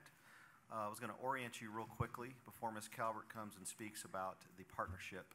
The project site is just west or east of the track, west of the backside of petroleum engineering and chemical engineering in the IMSE, or Industrial Manufacturing and System Engineering complex area. It is already it's adjacent to a hazardous chemical storage building which exists today. So if you zoom in a plan perspective, the highlighted area, the proposed fenced pilot plant in gray is where it'll go. It is fenced, so it is safe. The tower, or the center core tower, is about 40 feet tall, and I'll explain a little bit how that fits into the context of where this area is. On the left-hand side, it is a controlled gate entry to this area. Now the proposed signage right now is the Morrow Energy Pilot Plant. There are some processes to go through with the Facilities Committee at Texas Tech to approve all the signage if this item is approved. The project site is located behind the yard and behind the brick wall and behind a screen of approximately 30-foot tall evergreen trees. So that's how it will look year-round. And then you'll see the top of the tower. So if anybody hits a home run over right center field, you'll be able to see that tower watch the ball go over the fence. That's about that location. It is in the backside, Canton Avenue, and it is adjacent to an overhead door area where the HazChem storage building is.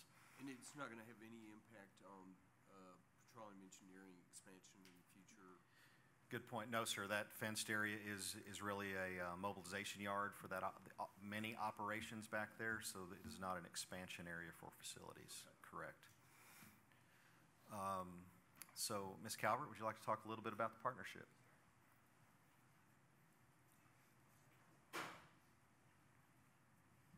I'd like to thank Dr. Brandon Weeks for being here with us today, also from Chemical Engineering.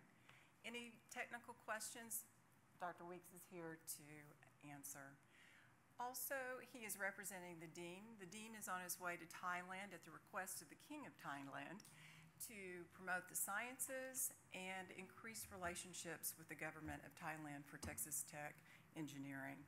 So every time we get ready for a Regents meeting, we always reach out to the donor and explain the great honor to place a naming in front of the Board of Regents. And we always ask them, what would you like to share in your story? So we've talked to the donor, and here we go. Morrow Renewable LLC is a family-owned company run by David Morrow and his sons Paul and Luke. All are graduates of the Edward E. Whitaker Junior College of Engineering. The company has established a reputation as one of the top firms in America for design, construction, startup, and operation of high-energy landfill gas plants. Morrow Renewables deliberately focuses their resources and experiences in natural gas and biogas treatment and processing almost exclusively on the renewable energy sector. So a quick brief on what's the purpose of this pilot plant. It will provide chemical engineering students with the unique experience of operating, troubleshooting issues with an industrial quality equipment, instrumentation, and controls. It is a true pilot scale, so it's minimized just a bit, but it will introduce the complexity not encountered in conventional benchtop experiments inside the building that exist today. It'll be used in academia and will provide a realistic range of operating conditions. The equipment will be used as the core of the department's unit operations lab course, the CHE 4232, and will be used in other courses including process safety and process design, as well as introduce freshmen to chemical process units. So if there's any questions, we have several people here that can answer those. If not, we can go to the recommendation stage. Yes, sir. May I ask you what the absolute worst possible accident that could happen would be? Yeah, Dr. Weeks, you want to take that one? Sweet hands. Thank you. I was hoping I'd just get to sit there. So, I'll tell you the plant, what it's going to do is it's going to distill water and ethylene glycol. It's completely a closed system, so there's no effluent. We're not using cooling water or anything else. It's just air cooled. The only utilities will be electricity and steam from physical plant. It's not under pressure. It's not under vacuum, so it all operates at atmospheric. We're doing the process of hazard analysis right now. The worst would be a spill of ethylene glycol in water. And you can't see it in the pictures, but the skid that it's mounted on is also the secondary containment. Right, so any effluent that would come out if a pipe were to break, and since it's not under pressure, it's not flammable, it would all be, there. Well, you can kind of see the skid itself is a secondary containment vessel. So there's no way there can be an explosion that kills 200 people?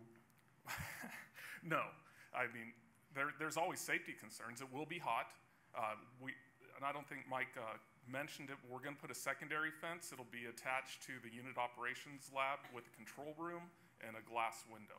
So from right now, from the analysis that we've looked at, the worst case would be potentially burns if somebody touched it, but it's all insulated. Dr. Weeks, ethylene glycol is radiator fluid, is it not? It's similar, yes. Okay. Antifreeze, right? Correct. Exactly. Correct.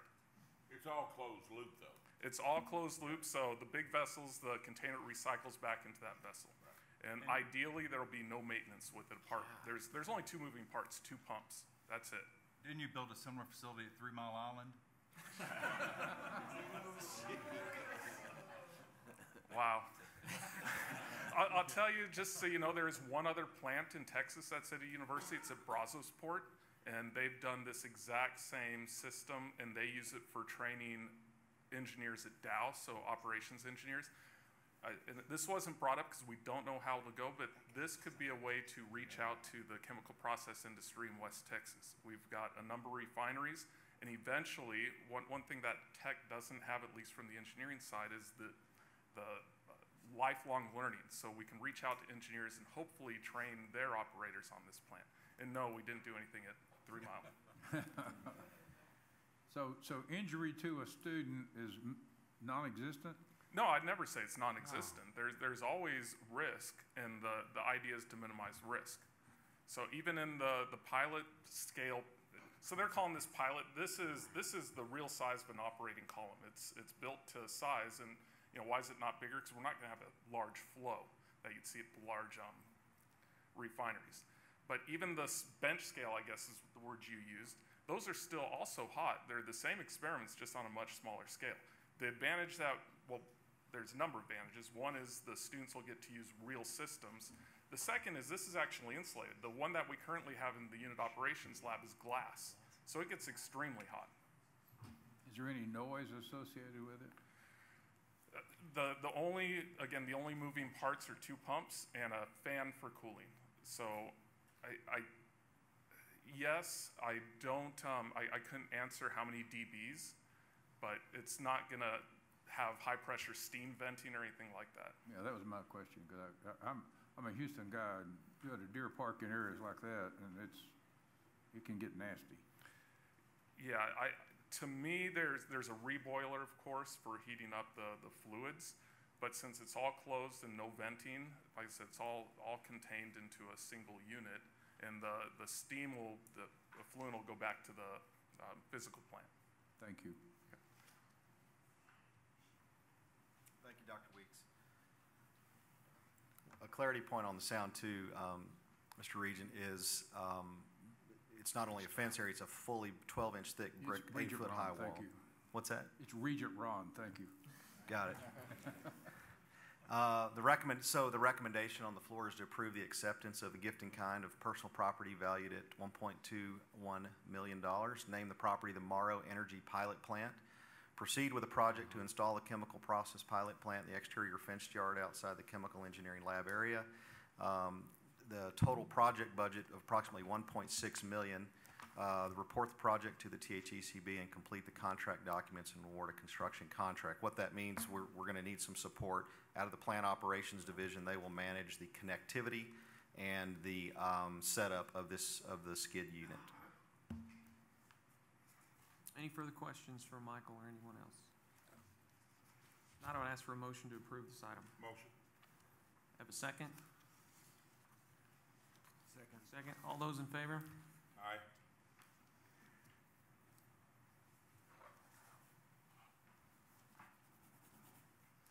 Mr. Huffaker, will you please present item number 2?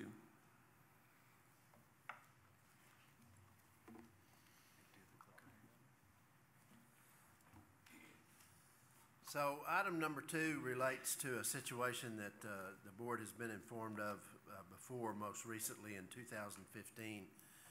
This is a bequest from the estate of Frances Mayhew Holden. The will, Ms. Holden died in 2007.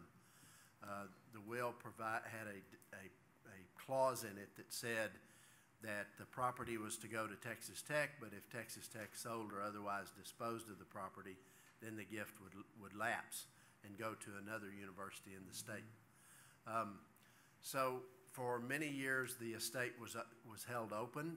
In 2015, the then executors, who were Dr. Donald Harrigan and former Regent Mike Weiss, resigned, and we thought at that point we were going to be taking title, but a new executor was appointed by the court instead. We are about to come to the 10th anniversary of the death of Ms. Holden, and at that point we will take title in a formal way, and the university then needs to make decisions about what to do with this property. It is between Flint and Gary on 20th Street, if you're out driving around in the neighborhood. It's notable for its adobe construction. It's fairly well-known and visible in the neighborhood, but it has deteriorated considerably. The property is also made a little bit more difficult in terms of how to deal with it, in that if you drive by there, the buildings they are kind of in a row, various residences and apartments, but in the very middle of it is a privately owned, one of the properties is owned by a private party. So you see the lots 3103, 05, and 11 are the lots that we would acquire. The one in the middle is also Adobe Home, and it's owned by a private owner. So what we're asking the board to do is approve. You've previously approved the ability to accept property, to approve the authority of President Skuvenek once the 10-year anniversary is over to deal with the property. It could be a sale, could be any number of transactions, but it'll be Texas Tech's decision as to what to do with it. So that's our request.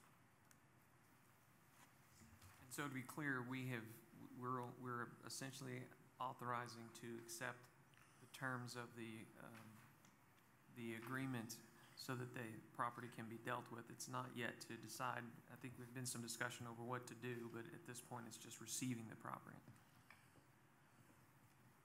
Yes, and to give Dr. Skuvenek the authority to negotiate regarding what to do with it, and that needs to be a process. There are individuals who have expressed some interest in the property, but it's not gone any further than that in the sense of any kind of formal negotiations. Thank you. Any questions? Do we have any idea of the value? The properties are on the tax rolls for around $230,000. Yeah, combined. And we Correct. should be able to receive them and sell them in what period of time? Well, we can receive them in about 15 days, I guess, the anniversary of the death. With respect to the sale, I don't know whether we'd try to list them. I would think we would first communicate with some of these people that have expressed an interest, and see what the interest might be. A light just went off in my head. This may be a gift for mental health. We've got funds that are unallocated that have appeared out of nowhere. Well, that's an interesting approach, but okay. In the relation to the same family that of the building of the same name on campus as well for Yes. Holden Hall. Right. Any other further questions? I have a motion to approve. So moved. Second. All those in favor? Aye. Thank you. Mr. Molina and Dr. Scubanep, you'll please present item number 3. Yes, sir. Thank you. Item 3 is also at Texas Tech University to approve an amendment to the lease agreement with the Ronald McDonald House Charities of the Southwest. I'm going to orient you just for a second. If you haven't driven over there in a while, many of you drove up heading north on Indiana, and that is just to the right of the red dashed box. That's the old Indiana Avenue, and you can see it at the top of the screen. When Marcia Sharp was built, that was bifurcated and dead-ended there. So the red box represents the existing land use lease boundary, 1.125 acres. The Ronald McDonald House, this has been a conversation going on many moons prior to even 7 or 8 years ago. Yeah. So this is their current leasing operation agreement. What we're talking about today is expanding the red box, amending the lease to the yellow box, which is an extra which would make the total land area 1.897 acres. And for reference, the TTU HSC property line is the black dashed line going right across common with the north edge, the top piece where the yellow line and black line overlap, and then it heads back up north toward Indiana. So a quick overview is back in 1984, September, the Board of Regents approved the ground lease of 1.125 acres to the Family House, Inc., a Texas nonprofit corp for construction of Ronald McDonald House. In February of 2001, the Board of Regents approved reserving 2 acres within the campus land use plan for the future Ronald McDonald expansion. In 2004, the Family House, Inc. changed their name to the Ronald McDonald House Charities of the Southwest, Inc. And then in 2005, in September, once again, discussions to amend the lease for 1.577 acres available at the time. Legal survey was prepared on Track 2, which is that area just mentioned. The amendment was postponed, waiting for additional land after the Marcia Sharp Freeway Initiative. Of course, that's been complete now. And jumping to August 2017, the Ronald McDonald House Charities of the Southwest is requesting to amend this lease for the approximate 2 acres that were set aside back in 2001 and propose construction of a parking lot on the east and future north parking lot, which I'll go back to that site plan momentarily. The west roadbed of the former Indiana Avenue Boulevard plus 10 feet behind the west curb and gutters now available, meaning all that work with Marcia Sharp and related infrastructure, et cetera, is complete. The estimated 0.32 plus or minus acres will require a legal survey. And that if this happens, it once again would be a total land area of 1.897 acres. So let me jump back to the site plan. So the overlay between these two, that's existing, and the first phase or the first vision would be a new parking lot on the north and the east and modify the connectivity to the current south lot at the bottom. And frankly, it's a nice little fire loop and does a lot of other things for this facility for traffic flow, et cetera, to get in and out of the street. Right now, it's just a dead-end parking area that you go to the end and have to get back out. It causes a little bit of congestion. Surprisingly, or not surprisingly, this is a key location that is used a lot. Miss Linda Lamone is here. She's an administrator with the Ronald McDonald House behind me. If there's any administrative or thoughts or questions about the operation of the Ronald McDonald, she is here to answer those. I will say the impact that this operation has on not only the UMC, but HSC and really everybody in the region is phenomenal. So the parking is inadequate just based on the demand, that they see day to day. So the recommendation, it's a little bit long, and I'll just paraphrase just to approve what I've described. In total, the land acreage being increased to 1.897 acres. Clean up the existing lease in regards to the name, formerly known as Family House, now known as Ronald McDonald House Charities of the Southwest. Note the RMHSC's name change as a result of the 2 amendments to those articles of incorporation and various updates to the agreement. Insurance and construction standards issues, they will still, any of their construction, they'll coordinate with the TTU System Office of FP&C and Texas Tech University Plant Operations. The lease term will correspond with the existing lease expiration date of September 10, 2033, with an added option to extend an additional term of 25 years on terms consistent with that agreement. Of course, all of this will run through our general counsel's office. Their consideration for the additional land sum of $10, which is what it was the first time, plus a non-cash consideration in the form of RMHSCS providing and maintaining at its sole cost perimeter landscaping acceptable to TTU to enhance the site. The original ground lease was for 49,005 square feet, which is 1.125 acres, as noted on the site plan. The additional is 82,633.32 plus or minus square feet, yet to be surveyed down to the detail. And the total result will be about a 3.022 acre tract of land leased to RMHCS. So that's our recommendation on the floor, Mr. Chairman. Any questions? So we'll be receiving more money as a result of doing this new lease? $10. $10. And Dr. Skubanak, any comments? I know you've looked into this as well and made sure everybody was comfortable at Texas Tech. We just wanted to make sure that they would provide some landscaping to improve the aesthetics around that site. If our neighbor to the north would do a little bit, it would help as well.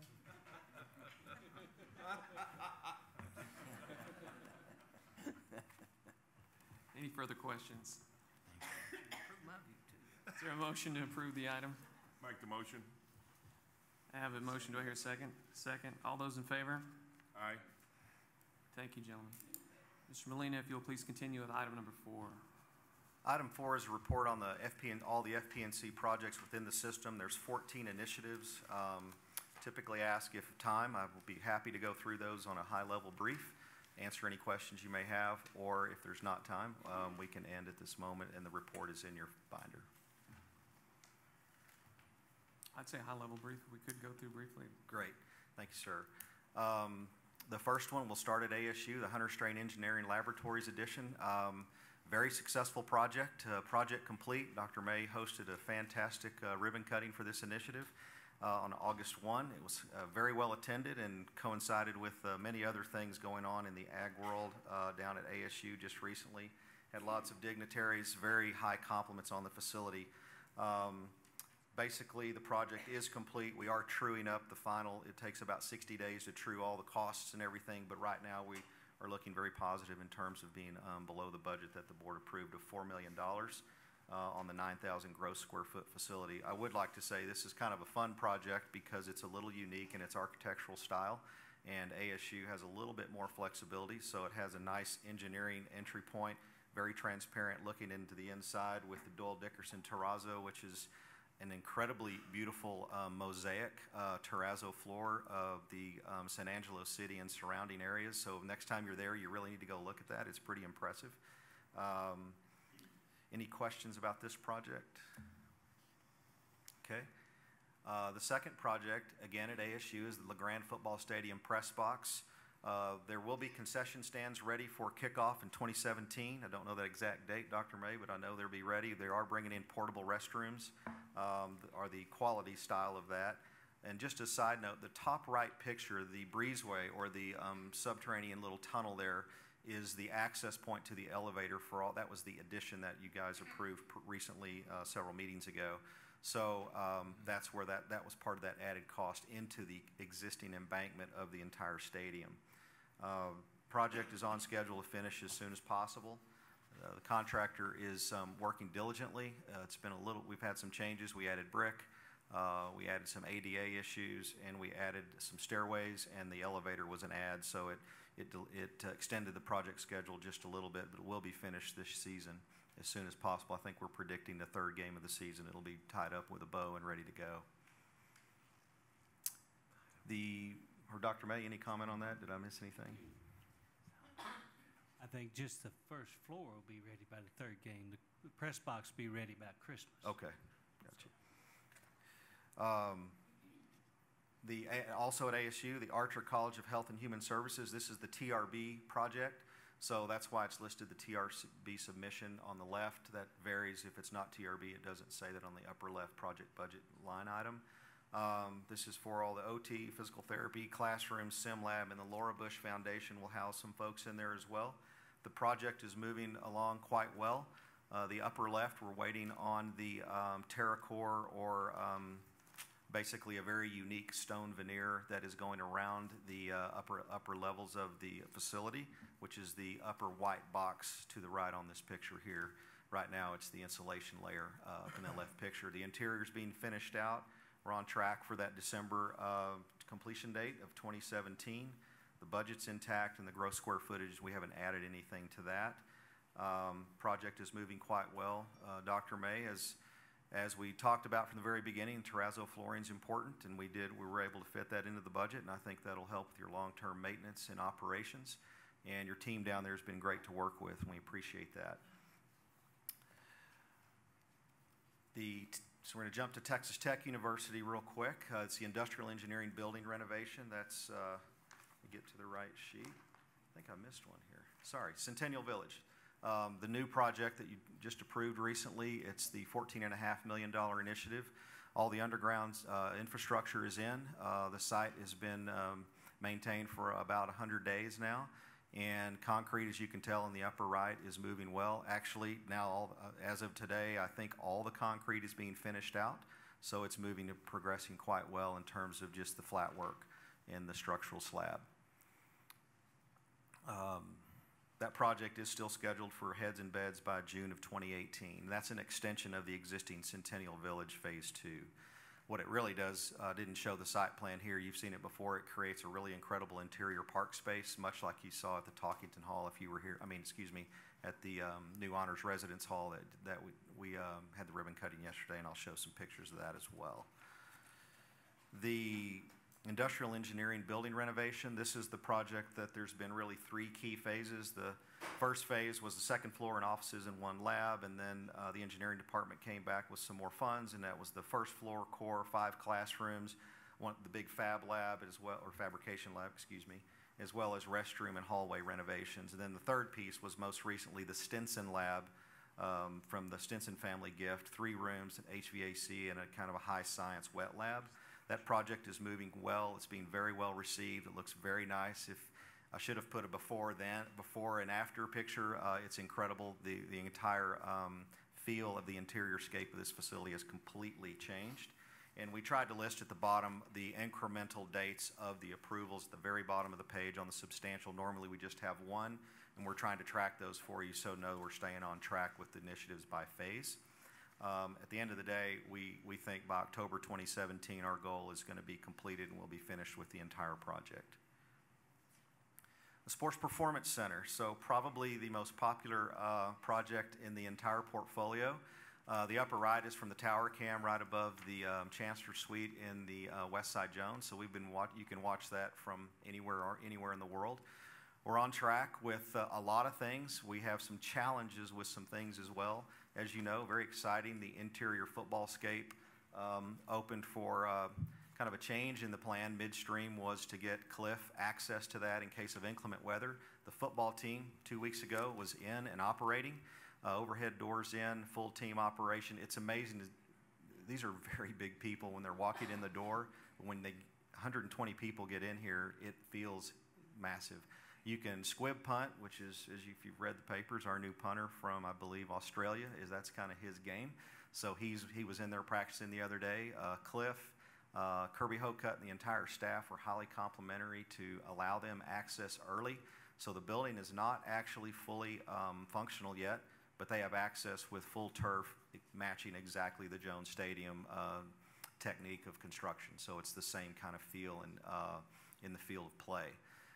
The upper right is looking north. Those are the big polycarbonate windows facing the Jones Stadium. Those turn red, much like the LED lights above your head. So on game day behind the double T, you'll have a big red backdrop behind that. Be pretty impressive on the night games. Whoops. And I wanted to just jump back and talk a little bit about the weather. So contractor, definitely our partner Flintco has had some stressors. This lane on the bottom right picture is flooded, obviously. It's not just because of the site rainfall. We've had 9 inches measured over the July 4th week, and then the end of July we had another 6 inches. What that means is we've had some real challenges with finishing exterior masonry, exterior stucco, etc. You can just drive by and they're hustling right now and taking advantage of the dry weather.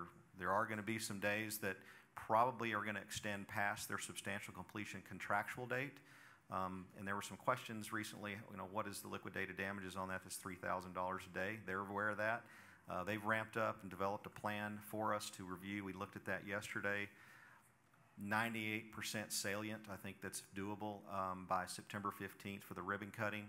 So we'll have some little things maybe not completed, but on ribbon cutting day, we'll be proud of the facility, and you'll be able to walk in football and track and check out all the graphics that'll be inside. It's an impressive space. This looks a little bland on the walls because we have not finished the graphics package with the new branding, athletics branding package. Any questions about that? What do you think realistic completion date is at this point? So substantially, I think honestly, it's probably going to be full September 21st. There's no, that's Michael Molina's analysis of their critical path schedule. The final completion after punch list will be 30 days after that. The track, fortunately, is there's no overlap with any track events that are planned.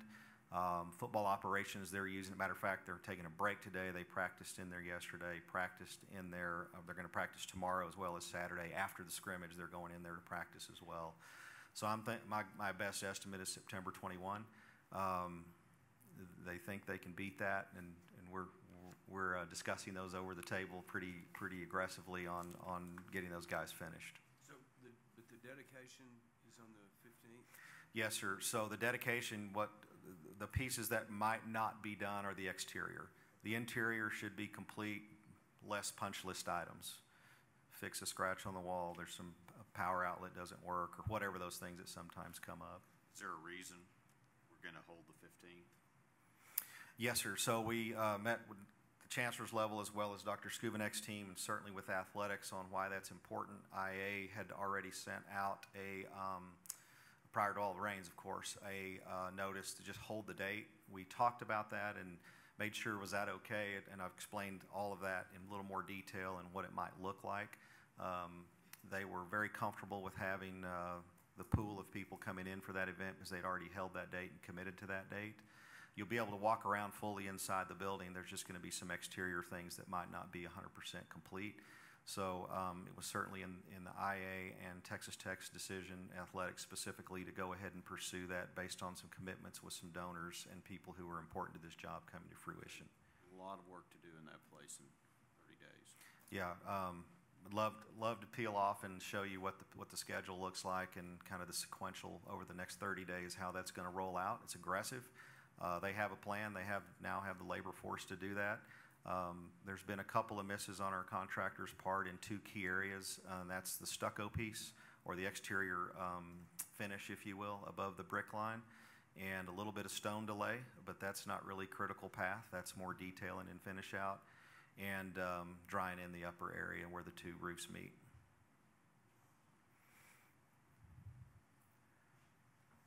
Okay, TT Honors, the new Honors Residence Hall, very excited to say. We had the ribbon cutting yesterday, successfully, on track, on budget. Very large crowd. If you have a chance while you're here, you ought to just take a quick stroll through. It's impressive. I won't talk a lot about the design. We've already done that before, but there's some imagery of the exterior up top. That fills the old, where there used to be a sand pit volleyball and a basketball court that was underutilized. It was really a great place for creating the mission of collaboration and exterior space, park space. There's a full operational Starbucks in the lower left corner of this building right here facing us, right across the street from the Arcoba Chick-fil-A, and a breezeway that goes into an interior park space. Dr. Skubanek, any comments about this event? I thought it was very well attended yesterday and very well executed in terms of the ribbon cutting. Where's this at? What part of the campus? South, go ahead. Regent Long, it's right next to the Rawls College of Business. Okay. Just to the south. Mr. Molina? Yes, sir. Back to that.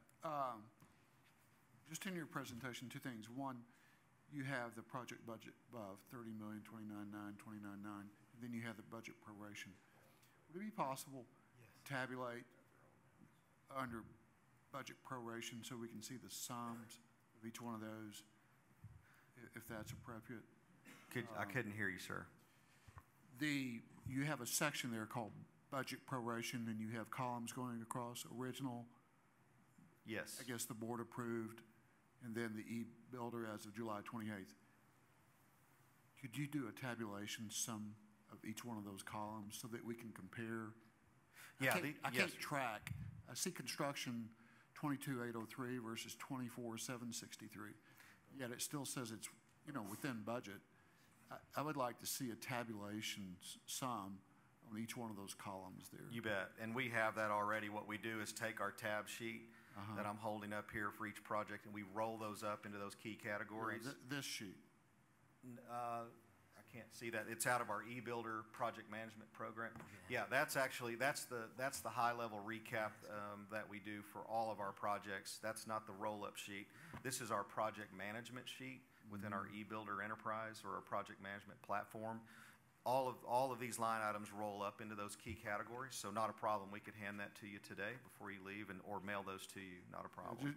Just email it, but it would be helpful because I can't just go through each column and compare it mentally. You bet. And one clarification point on, let's just pick construction. So it looks like, oh my gosh, the project keeps rising in cost. And what we're really doing is tracking against a GMP. Our guaranteed GMP value is actually $27.336 million on the actual contract. Our total construction line item of $24,763 is showing below that. But this is a snapshot in real time of the project moving forward. These are all fast track CMAR cost plus GMP contracts that we start prior to design actually really kicking off. We try to lock down our guaranteed max price either at 100%, it's going to get goofy here, the design development phase before we really jump into hard construction drawings, or into that first quarter of CDs or construction drawings. And that's kind of that's their contractual commitment to deliver that project under. What I'm trying to show here, and I know there's some discussions maybe to change some of the way we report this data. I think that's coming up here in the next month, and I'm of course, very open to report however it makes it easier. What we try to do is take a snapshot in reality of what's working through our system at that point in time against the actual project budget. So the year to date, so to speak, or project to date. So it would just be helpful, 22,803 versus 24,763. Sure. That raises a question mark, and then FF&E going from $2,050,000 to $190,000. Contra, that raises a question mark. So maybe the tabulation would help. Yeah. One other point is sources of funding, and show if you have a $30 million project, how much of that was financed from debt, so to speak, tax bonds, however we financed it. Okay. The sources of funding for the project itself, whether it's debt, or I'll call it, quote, contributions, equity, but not disclosing anything that shouldn't be disclosed necessarily, but show a breakout. Absolutely. Of the sources of funding as well. And of course, we have all that, and we have that. It's usually in the finance committee reporting, but we can add that to this sheet with very clear, and we can maybe get some direction from you on how. I think if you just transfer the sources and uses over to this, I think he's making it's a pretty good point to just transfer it over, and it'll be on both facilities and finance. Sounds good. That may be helpful to Regent Lewis's question. Right. Thank you. Yes, sir. Michael, what was the driver that drove the construction cost up so dramatically? Well, that's what we always knew that GMP it's $27.3 million. So what we try to do in a staged process, so we might bid out bid package 1, which is substructure and foundation. In this, it's not, or it might add utilities in or connect to a tunnel, or what this is a little unique because we did run that. So we'll actually establish a full GMP, but we only release partial pieces of the GMP, and that show here. And what we're trying to do is be real, show very transparently the progression of how we utilize the GMP, or the guaranteed maximum price. Rather than, I think historically, there was always this nice little perfect GMP number there every time, and then we work below that. We're just trying to show the steps. So this project had several bid packages, and we're tracking that up. The 24/7, it's actually not just the GMP. There's other things in there as well that will show, as Mr. Lewis asked, in the roll-up, or the roll-up numbers that we just talked about. So the driver was the various bid packages in the process hitting the deck, if you will, and being realized. That's not my question. What Okay. my question is, our original budget was $22 million, Great point. 21,979. 27 million is a little bit different than 21,979. So I'm curious how we increased 20% and where did we get off? Yeah, Where did we get off so- so far on budget? Understood. So the 21.9 is the MP1 submission. That's the column that says we have a formula, partially based on the THECB regulatory numbers and then partially with our historical index. If we just ran straight THECB numbers there, it would be much higher, which is not a good thing. We're typically below the THECB 5-year rolling average that they require us to stay below. Well, but in all So- fairness, that's a report out. You establish the budget. They don't establish your budget. Correct? That's what I'm saying, but I'm just saying that's our top cap. So we take their numbers, making sure the dream doesn't exceed that. And then we compare our historical index, Talkington Halls, West Villages, and other projects that we have going on, develop a side-by-side comparison on a spreadsheet, and we use that number, obviously working with the institution or the CFO on what was your expectation, what do you want to spend here. At that point in time, the number of beds and the exact head count, all that stuff has not necessarily been devised. So what we do is say, we really think this project, given what we're hearing from the institution, is a $30 million initiative based on the science of that spreadsheet. I don't think I've ever showed you that, but it's pretty deep and it's long. 100 line items at a minimum probably. So what we do is just cross-compare with the states. We're not capping out or crossing the cap by state policy in the THECB, use our index to compare it, come up with a number that's relative to what the expectation is. And then once that project, we agree what that number is, it goes to the MP1 list, and then we go to the board for the MP1 approval. That doesn't include the project to go run and do it. It just means it's on the list. And then we move forward once the institution has the funding in place, whatever the allocation and whatever the source is. And we take our best guesstimate prior to programming and we start, and that's our benchmark number in that column. So I hear what you're saying, construction at our best guess that time was 21.9, but if you look at down at FF&E, a lot of our FF&E rolls up into the construction contractor's delivery. We don't do self-performing anymore like we used to do a long time ago, buy equipment, try to get it here. We do that as part of the GMP contract, and that's some of the relative change, or that's some of the change in the contract amount or the line item amount. So you're just seeing numbers move a little bit. I think we're discussing maybe some different ways to, with a little more transparency on how that process works as we move forward. I've sent the chancellor some ideas on how to do that so it's a little more transparent at a board level. Okay, the next project is the Museum Life Safety Upgrade and Air Management Replacement. This one's been on for a while. We're still on schedule to finish this year.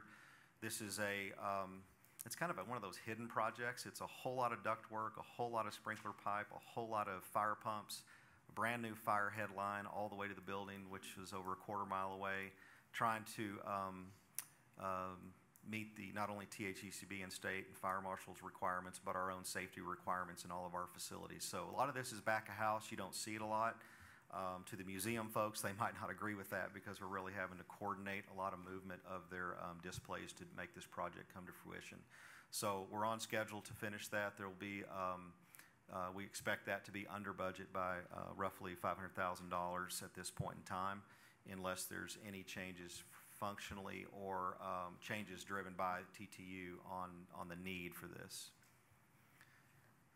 TTU Talkington College is a visual and performing arts theater and dance complex. We're in the middle of the trying to finish up the design phase. We've just had a meeting this week on some decisions with the users, so we are on track for a $23 million project. There's a nice event tomorrow, as you know, in the afternoon to do an official groundbreaking.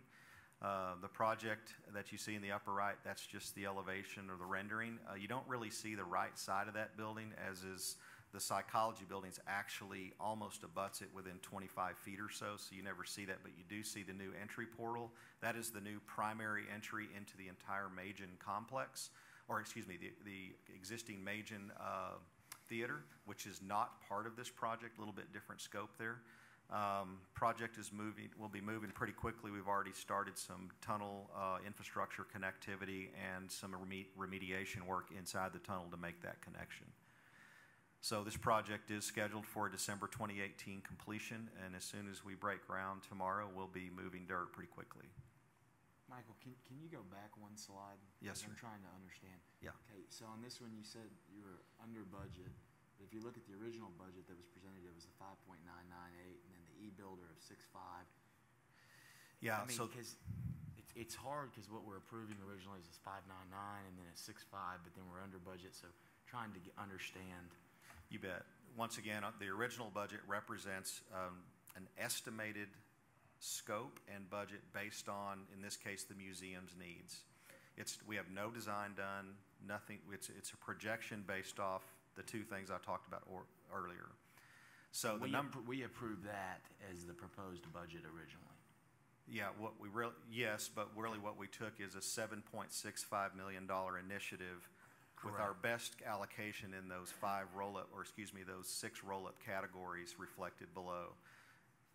And so when you say under budget, you're saying 6.5 is under the 7.6 originally presented? Is that kind of the No, what I'm saying is we expect this project to be, we're tracking about $500,000 below. That doesn't indicate here because the numbers that I'm saying as savings are still embedded in the right-hand column. Gotcha. In areas that it's not showing a savings line. It's a little too early, but that's just where we're tracking today.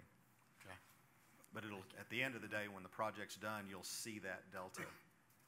So, Michael, the original budget was a concept budget for board approval, which was done.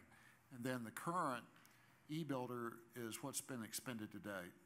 You know, if it's 90% complete, or is that a projected what you think the project's going to cost? That's within our system. That's our tracking budget. So what we're saying is it necessarily hadn't been expended to date. Some might be expended, some might be allocated. Right. But that's what you think the budget will actually. That is correct. Okay. And that number always moves from a concept to a real budget. I mean, a real brick and mortar. So the budget. leveling factor is if it goes from $5,998,000 to $6,005,000 as to what you expect it to cost, the buffer is basically here. The contingency going from 568 to 73. So you've kind of burned through most of the contingencies. So. That's correct. Yes, sir. Most of that's unforeseen conditions or additional need from the users as it relates to the operation of that facility. Of course, it's hard to roll the multiple meetings to make that happen. It's pretty in depth. So it's not one person making a decision. It's actually a team of people. Is there a third budget, so to speak, in that you have the original concept budget and then you actually price it out and have a budget from there, then you have a current budget?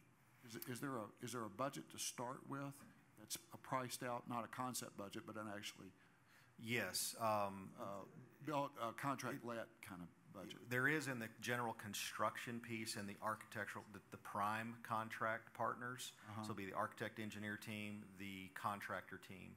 The rest of those, administrative contingency, of course, Regent rules are pretty easy, 1%, 1%, and FP&C. And then the FF&E is also an estimate. So in this case, you're going to see FF&E pretty low because it's embedded into the construction GMP number already. Right. But there kind of is a third one, which is the way it was let for both construction and professional. Yeah, I think we can add a column there that I see what you're getting at. You know, hey, this was our best guesstimate based on no plans or specs, pure concept. Right. What's the column once you lock down your GMP and your soft costs with the portion of the project that you actually have contracts for? Right. The rest of those are non-contractual relationships at a prime level. So we can add another column there. The challenge is going to be at a certain board meeting. It might be in between negotiating from a bid packages 1, 2, 3, 4, 5. It is what it is. Yeah, so we can clarify that. I think it's a good idea. Yes. Okay. Were there any questions about Talkington? Great event tomorrow. Please be there. It's going to be impressive. TTU Experimental Sciences Building 2. Let me just jump real quick to where we are on the site. Top left, about 3 feet of water in a hole that is huge, this is almost exactly the story that we had when we tore down the ATF athletic training facility, or the bubble as we refer to it. So the tower crane is up. You can tell in the left-hand column. This is a 150-foot tower crane. This will be because of the density of the site, we couldn't get a mobile crane in there, so this will pick from 260 feet away any material, bring it into the site. So you'll see right up to this gate, they could reach out, pick product without having to get to the interior of the site. The site's already been dewatered. That's a cool way in construction world to say we drain the pond. And we are actually dry at the bottom, but for that one little rain burst we had the other day, which caused a little bitty mucky problem. So the lower right is just an example of some unforeseen conditions. There's a tunnel system in this area that is near the edge of the campus. So this vault wall was not supposed to be there. They broke 2 hydraulic jackhammers. That's big, heavy equipment. Basically broke those trying to break this thing out. And that's where our steam and our chilled water return is. So bottom line is we are still on track for June 2019. The rain didn't really affect it. It's a little too early, and we have some built-in weather days as well. So the project is moving according to plan. The nice thing about this, for the artists or the people concerned about art, we had a very unique solution for the Marola sculpture, which is the big arch that you walk through. If you go there today, it's boxed in with several layers of framing and plywood, and we have vibration and sound monitors around that. So if the ground shakes too much, we stop construction and change the plan to make sure we adhere to the integrity of that piece of art. In Amarillo, the Amarillo Panhandle. Can we go back to the original slide for this particular project? ESB? Yes, sir. So we're $8 million over budget right now in construction. Do you feel confident that we're where that stands at the moment? I think we're $8 million over our concept budget. Is that what you're saying? So where it says original, the TRB. Use whatever word you want to use. $8 million is $8 million. I understand, but I understand what you're saying, but you have to. Hopefully, you can consider that there's contingency at $5.4 million, now at $1.4 at the bottom. Unforeseen conditions, unknown needs. This is a very high science. No programmatic work had been done when the TRB submission column was put together. When you sit down, I think the committee on this was roughly 20 different lab specialists.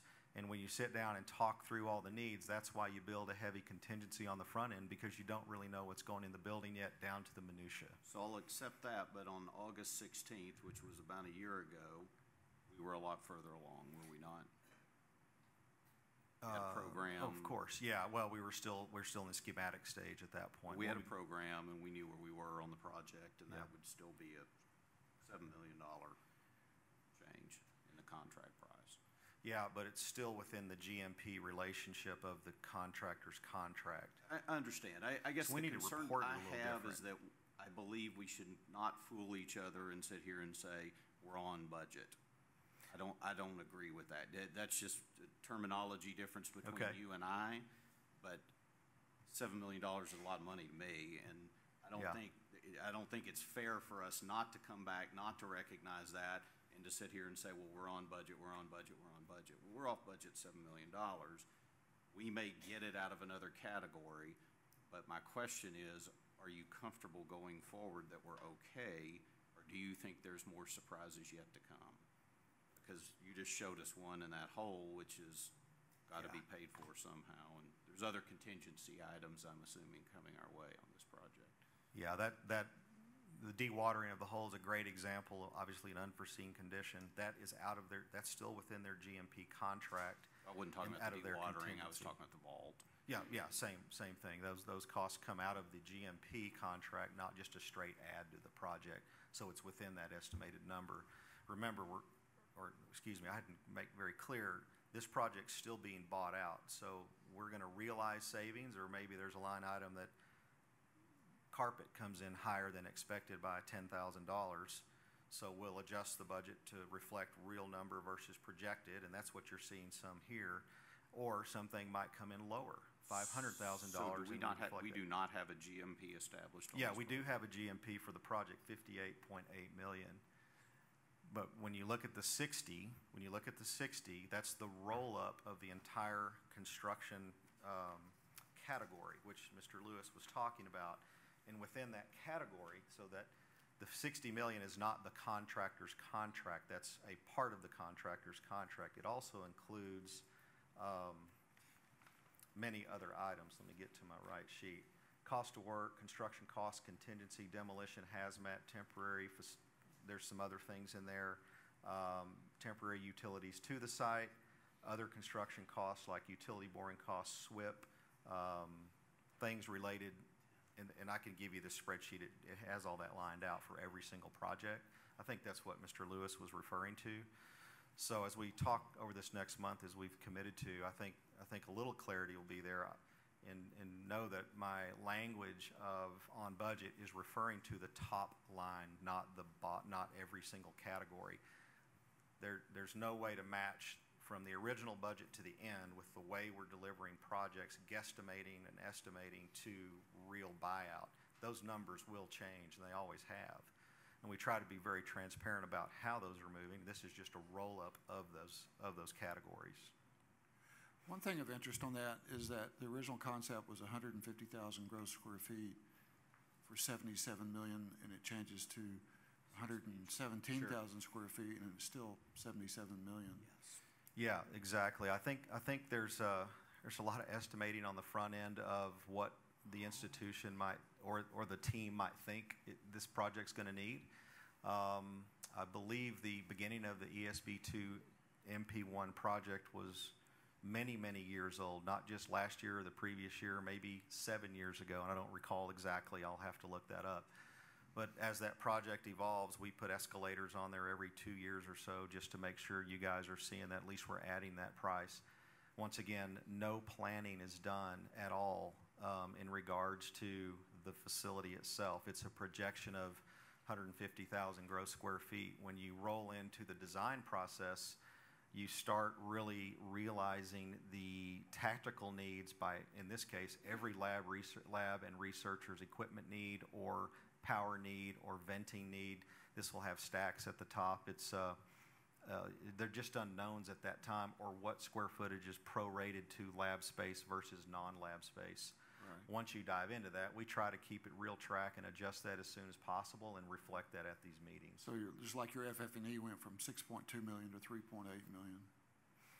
Yes, that's correct. So some of the FF&E line item, if you had the rollout sheet or the roll down sheet, part of that is going to be provided by our general contractor. The things that are really tied and plumbed in hard.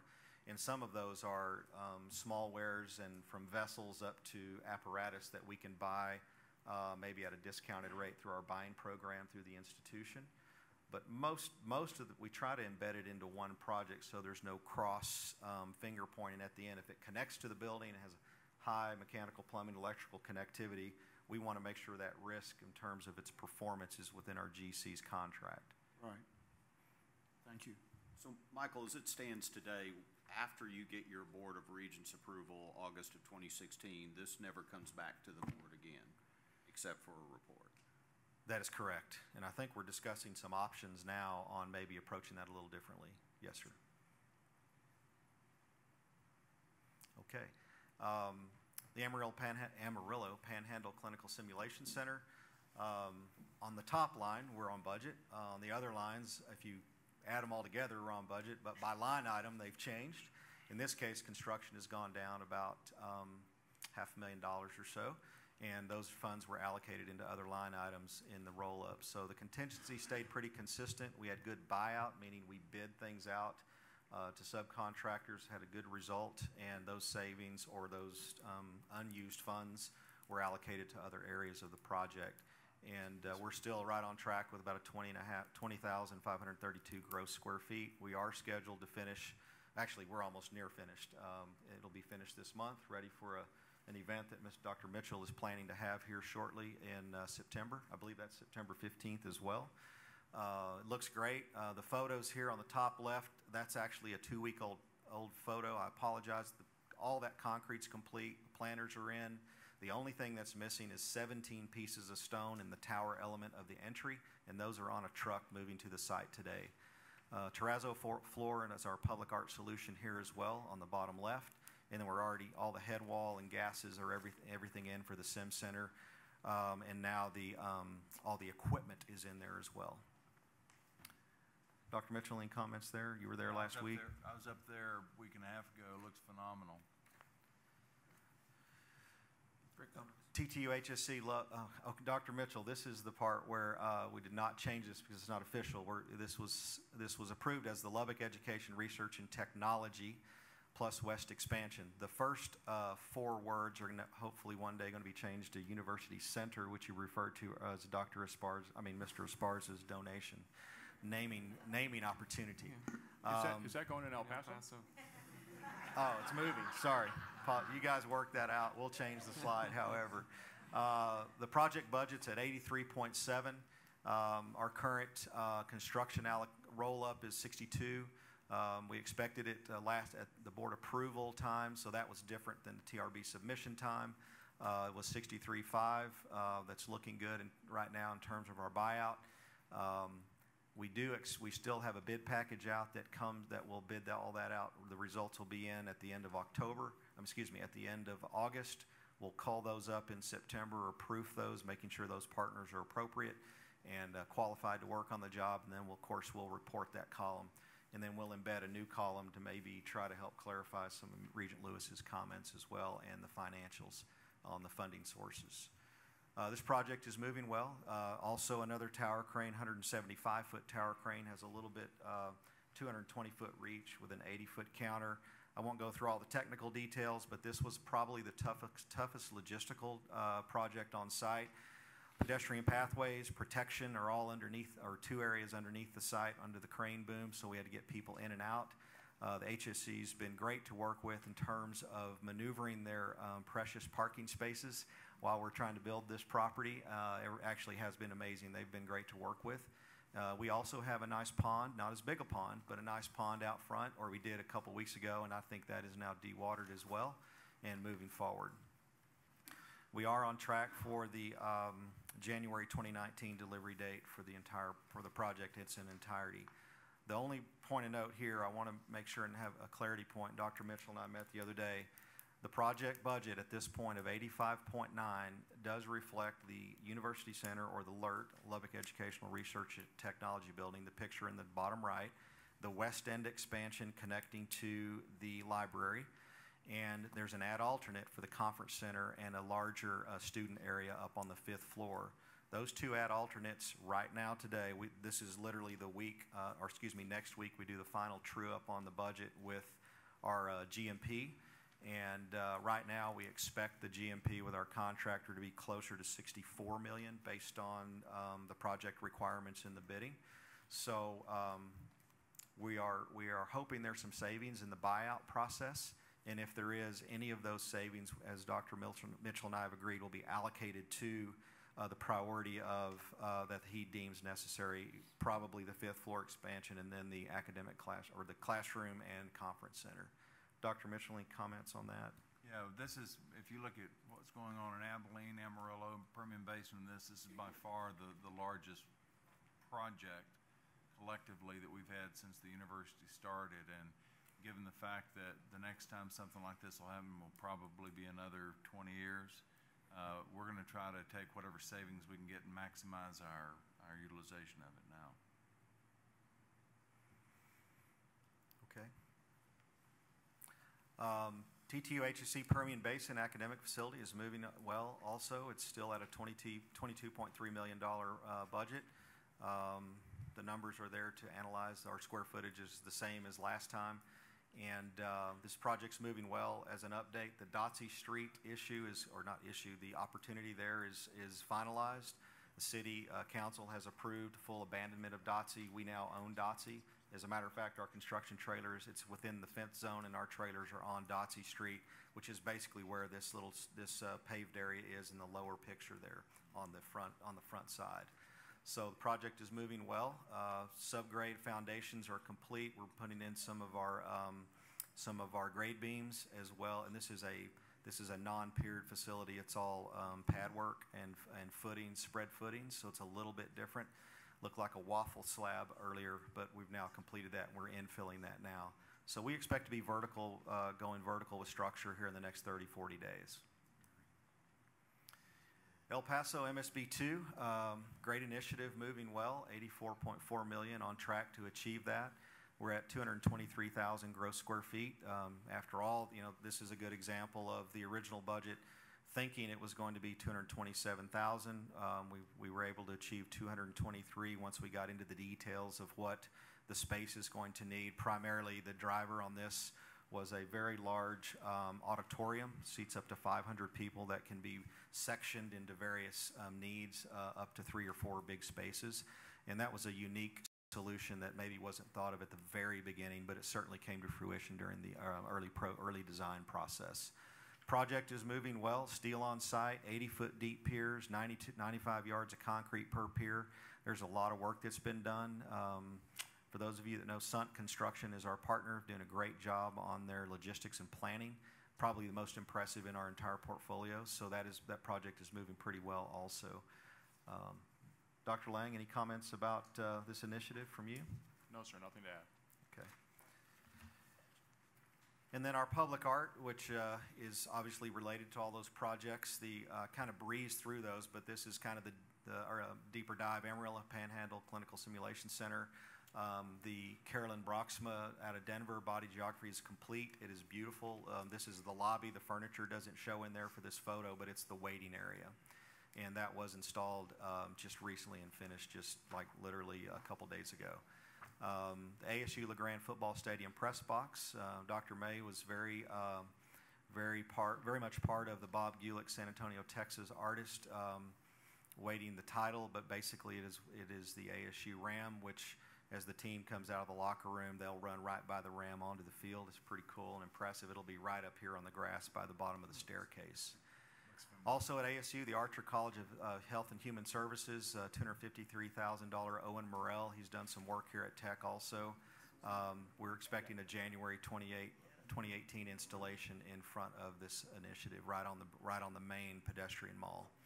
The Industrial Engineering Building renovation, it's one of those little hidden gems. Shane Albritton from Houston has not named this piece, but they've taken multiple diagrammatic engineering drawings and created a beautiful collage. And these are 8-foot discs there's 5 of those that'll be inside this little park space. You don't really see this from the key, but once you walk around into this area, there's a nice planter area and a community area there for people. So this right now is just a plain brick wall. It's going to look sharp. Looks like blueprints. Sports Performance Center. Many of you have seen the El Paso Times. Dr. Lang, thanks for forwarding that to us. Simon Donovan out of Tucson.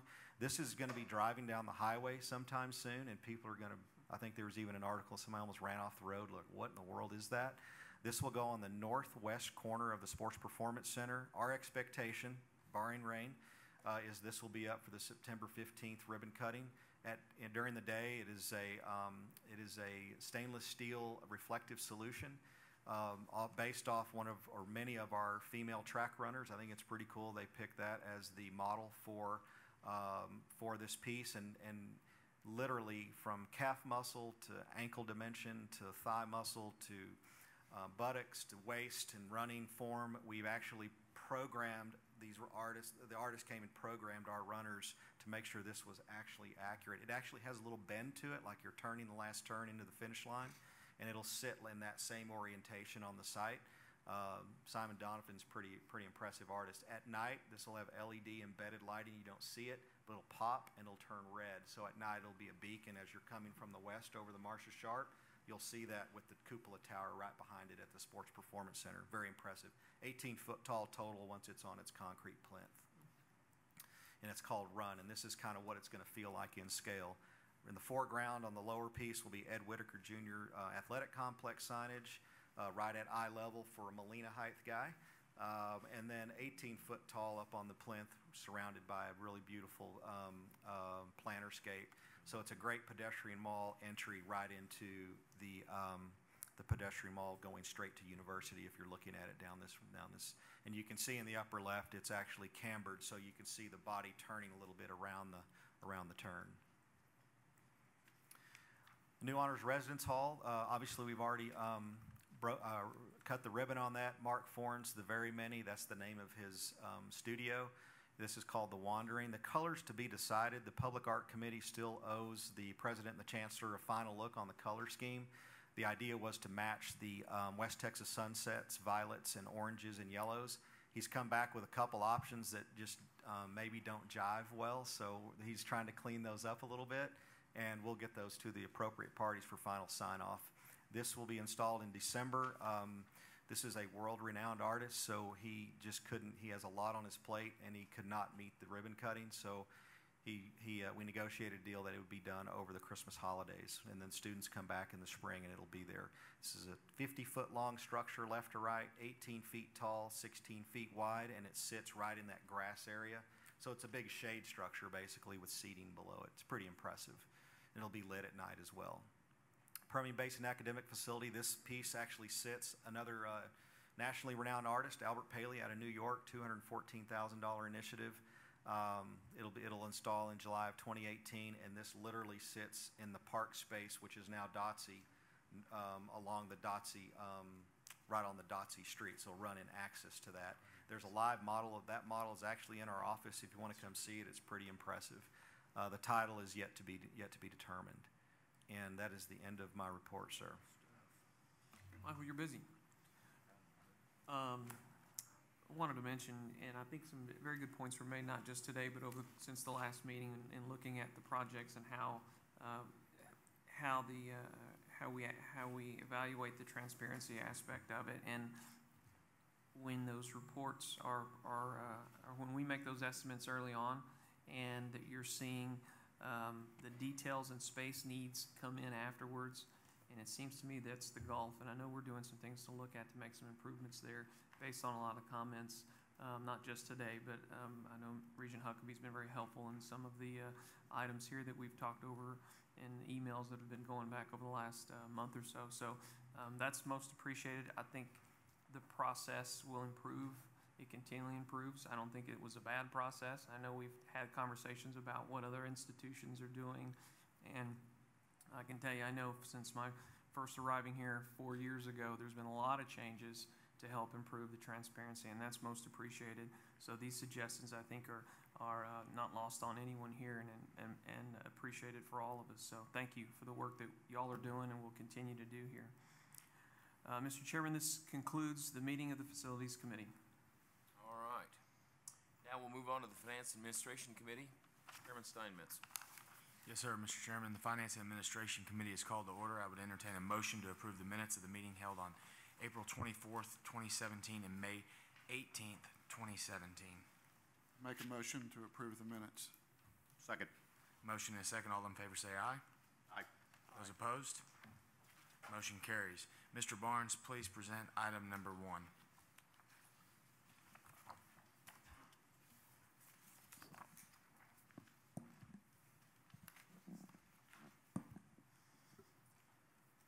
Thank you very much, Mr. Chairman. First, I'd like to thank all the regents for the time they've taken to visit with each of the CFO components as we've gone through the budget briefing material. Being new in my role, I appreciate the questions that you've asked. It has allowed me to have a deeper dive into our operations, so I very much appreciate the time.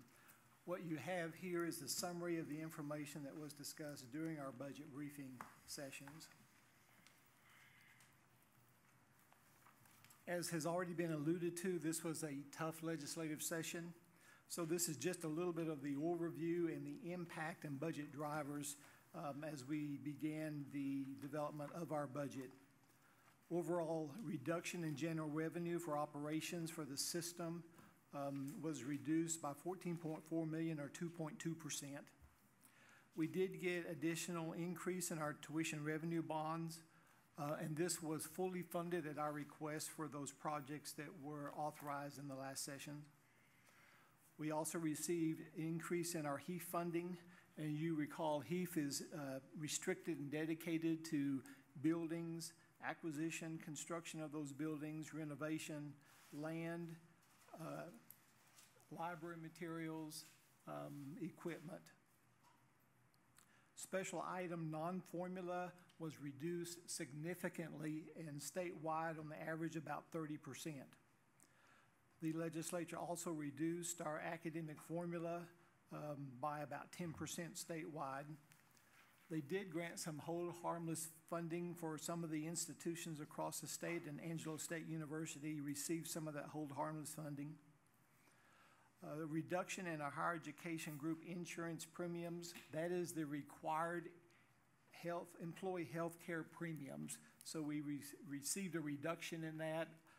Although we still are required to make those premium payments, we have less funding to do that.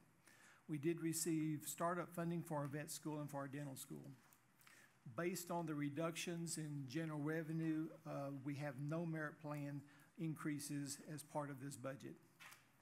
Our budgets have increased slightly, but it was as a result of increased enrollments at all the institutions, our increase in our medical faculty practice plans, increase in external grants, and increase in auxiliary enterprises, which includes athletics, residence halls, and food service.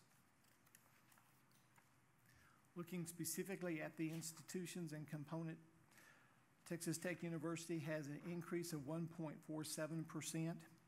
E&G funds increased 0.1%, which was a result of primarily enrollment increases. Same for designated tuition, which were student fees. Result of that is due to anticipated enrollment increases. Auxiliary enterprises, which include athletics, our housing operations, food service, increased by the largest percent, 4.2%. Obviously, this was in part due to our new honors hall and anticipation more than 500 new students to the campus. Restricted funds increased by about $5 million. This is the continued success that TTU has had in attracting external grants and contracts. At Angelo State, as I mentioned, they received hold harmless funding, so their general revenue was not impacted the same as others were. They also anticipate the largest enrollment at ASU, which I'm told will be over 10,000 this next fall. So the increases in designated are to true up those enrollment growths that they've had over the last several years. Auxiliary enterprises, again, to recognize the anticipation of the largest enrollment at Angelo State, and restricted funds, a slight decrease due to the completion of some of the grants. At the Health Science Centers received increased funding from formula funding, but not all of the non-formula resulted in increases. But for the E&G, there was increase in the formula funding as well as a little bit of anticipation of enrollment growth. Designated would include some student fees, but primarily the increase in the faculty medical practice plans. Auxiliaries, that small increase there is really due to their parking. In restricted, grants and contracts increased by 4.36%. The largest one of that is the contract with the Texas Department of Criminal Justice to provide health care for the inmates. Texas Tech Health Sciences Center El Paso, they did receive formula funding, but were negatively impacted greatly by the legislative decision to decrease funding for special items or non-formula items. Designated increased by $7.3 million, but there is a one-time payment of $7 million for land acquisitions. Auxiliary enterprise increased a little bit by $7,000. Again, that's primarily due to increase in their parking. External grants and contracts went down just slightly due to the completion of one of the grants. For the system administration, we have the two revenue sources, the general revenue. General revenue went down 4%, and then the allocations from the self-funded programs and the component transfers. Total is a reduction of 4.02% for the Texas Tech University administration operations. As you look at the funding source for the entire system, our legislative appropriations, and again, these are for operations, 17% of our total budget. Our HE funds that we talked about in 2RB are 4% and 2%. And again, the TRB fully funded our request for those projects that were authorized last session. Tuition and fees make up 23%. Our faculty medical income plans, 19%. Grants, contracts, and gifts, 19%.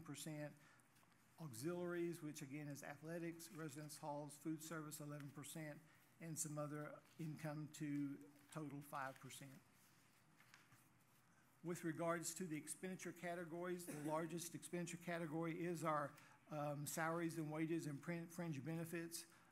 This is very much in line with higher education, where you have an emphasis on faculty, teaching students, and other teaching support areas. Interest expense and depreciation, 8%, scholarships, 4%, utilities, rental and leases, 4%, and then combined other things in our operating expenses, each of those less than 3%, so they've rolled up together, which would include travel, printing, telecommunications, material, supplies.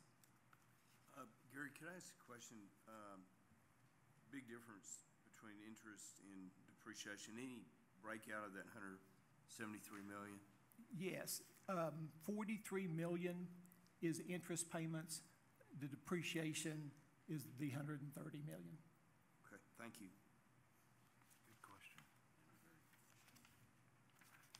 And then this page is just the summary of the entire university system operating budget proposed for FY18 with a total of 2.47%.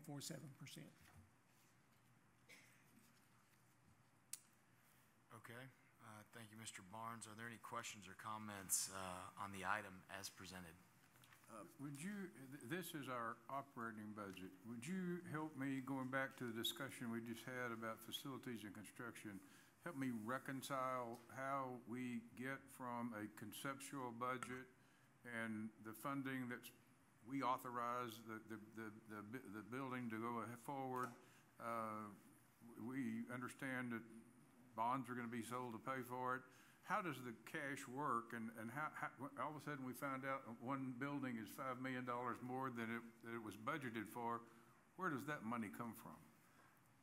Well, there's really, I think your question is, if we had a building that was estimated at $50 million and we sold bonds and we have bond proceeds to fund that construction of $50 million, then you have into the detailed concept and design, and now that building is at $55 million. So you have two options there. You reduce the scope of the building to get within the authorized bond, or the institution provides additional funding to come up to that revised construction amount. And what kind of reporting do we see that on? Where does it show up on a, I mean, it's not part of the operating budget, is it? No, sir, it's not, because those bonds are sold separately. It would be information that Mr. Molina would provide. And I think that was the question that someone asked, could you identify those funding sources for those projects? And I think that would help clarify that as well. I've got a question on Hazelwood, and I'm not sure I totally understand it. But could you tell me of the four components, the impact of Hazelwood? Yeah. I'm doing this from memory now. And I apologize. I should have. I'll try to. But I think I did send some information out earlier, but I think that we're in excess of $20 million. Lawrence, you may have that number. Maybe each of the components. That's just at TTU, though. Yeah. I do have that document, and I can get it and provide it to everyone. So it's $20 million at Noel, do you have that number?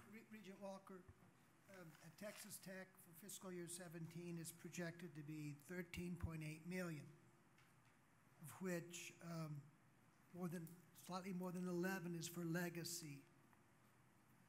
So by saying that, you're saying that when this was originally passed, the veteran could use Hazelwood, and then it became the legacy. Right. Correct. The veteran And is 1.7. okay. How about ASU? Our total is about 2.3 million, and about the same proportion of legacy as So roughly 90% legacy. Health Sciences Centers is far, far less than that. It's less of an issue for us. Ours is well below $1 million. Same with El Paso. Same thing. As a veteran, I think a veteran was, I was appreciative of the GI Bill, but my expectation never was that my children should be subsidized. And I think that this is absolutely outrageous, and we never do anything about it, at least that I'm aware of. And I think that, you know, if the legislators want to be overly fair, then they should come up with the funding for it in that process.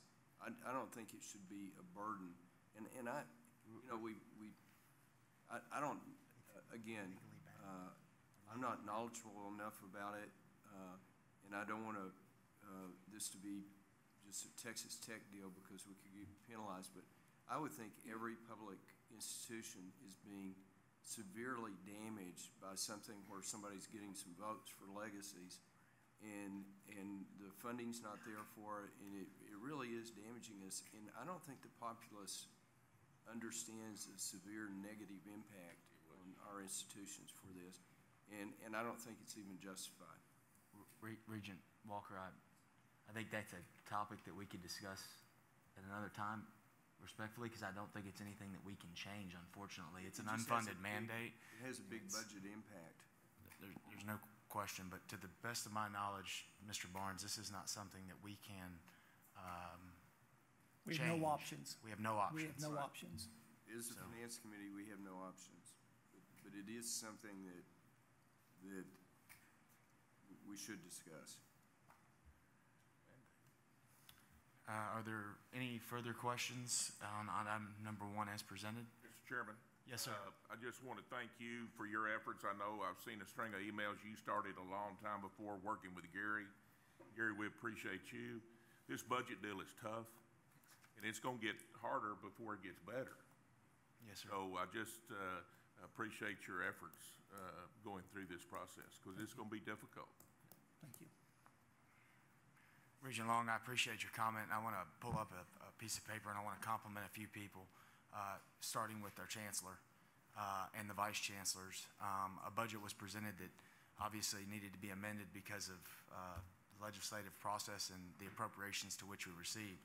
But on June 20th, there was a article where Dr. Skuvenek was quoted, and he said in that article, there will be cuts and the students should not be affected by the reduction in this budget. We do not believe the students should be affected at all. We as administrators need to look at the primary areas of travel, entertainment, food, and take those cuts out of their expenses.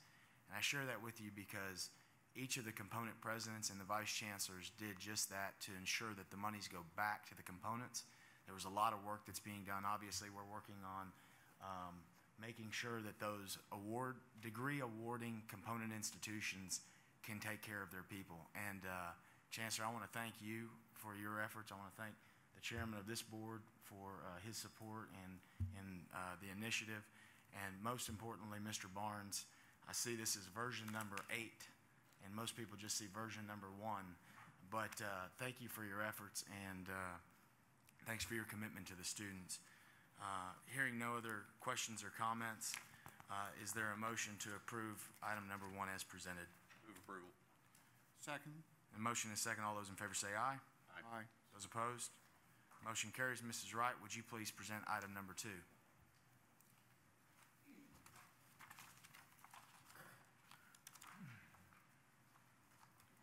Thank you. We are requesting ratification of a contract that was signed between ASU and Reliant Energy in May. Back in January of 2015, we had selected Noresco LLC through an RFQ to provide us energy brokerage and procurement services.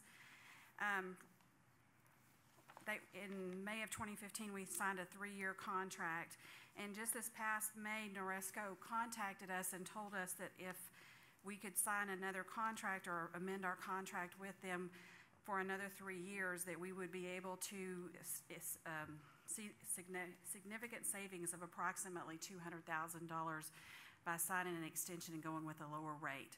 So we're requesting ratification of that contract. As you know, those prices don't stay very long, so we had to hurry and lock that in while the rates were still low. Thank you, Mrs. Wright. Any questions or comments regarding this matter? So this is power or natural gas? Power, electricity. Okay. Yeah. Two brief questions. One, I believe you called it Noresco. That's a consulting firm that bids it out. Yes, sir.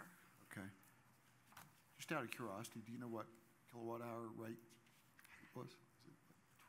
3.288, I believe, is the kilowatt per hour. Good. It's pretty good. Could you be more precise? Plus, yes, plus there's some additional cost, which, We get to about 5.5. yes. Thank you. He's been helping me with this. About 5.5. Okay, great. That's very good. You haven't had anything So to do we're with gonna this turn your negotiations, microphone have off, you, man. Mr. Regent Lewis, does that answer your question? Guys, thank you. Okay. Any further questions? Is there a motion to approve the item as presented? So moved. Thank Motion is you. there a second? Second. All those in favor say aye. Aye. Those opposed?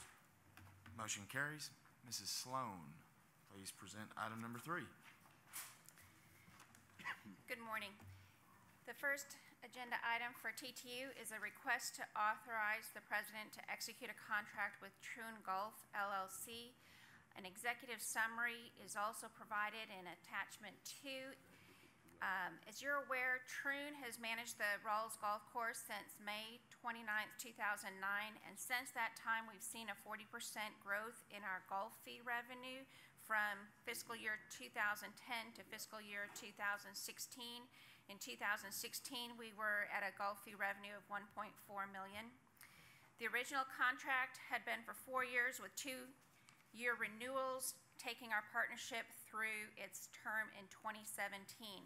So in early 2017, in January, we went out with an RFP, and again, Troon was once again selected as the most qualified and possessing the best overall value.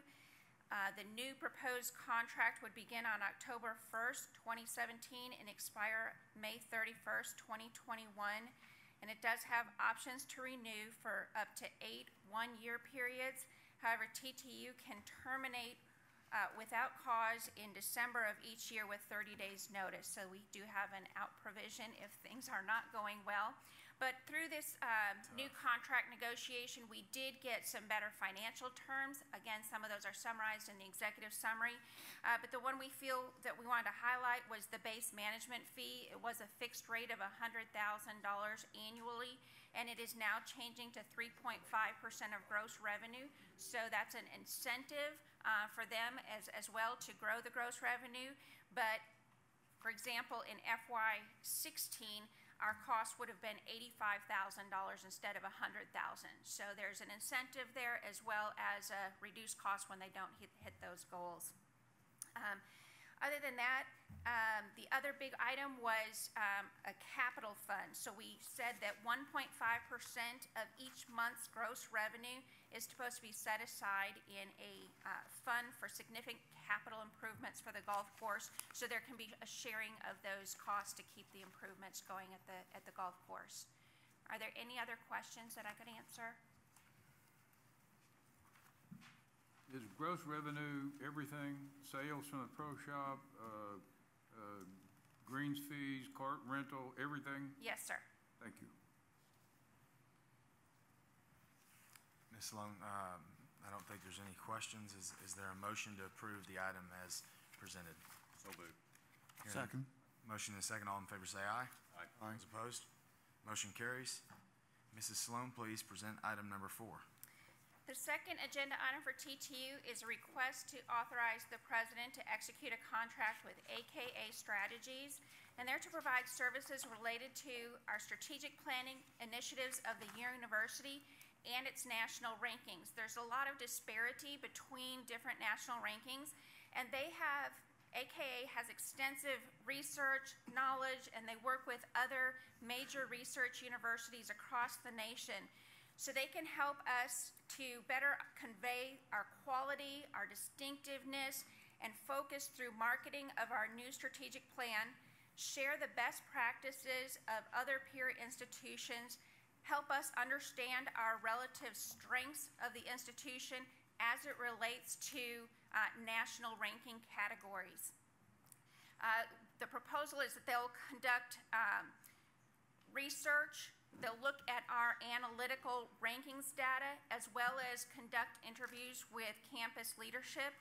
And this will happen throughout the fall term to provide us a report by November. The contract does go through December 31st to, again, best align us with our peer institutions and how we can better improve ourselves and our messaging.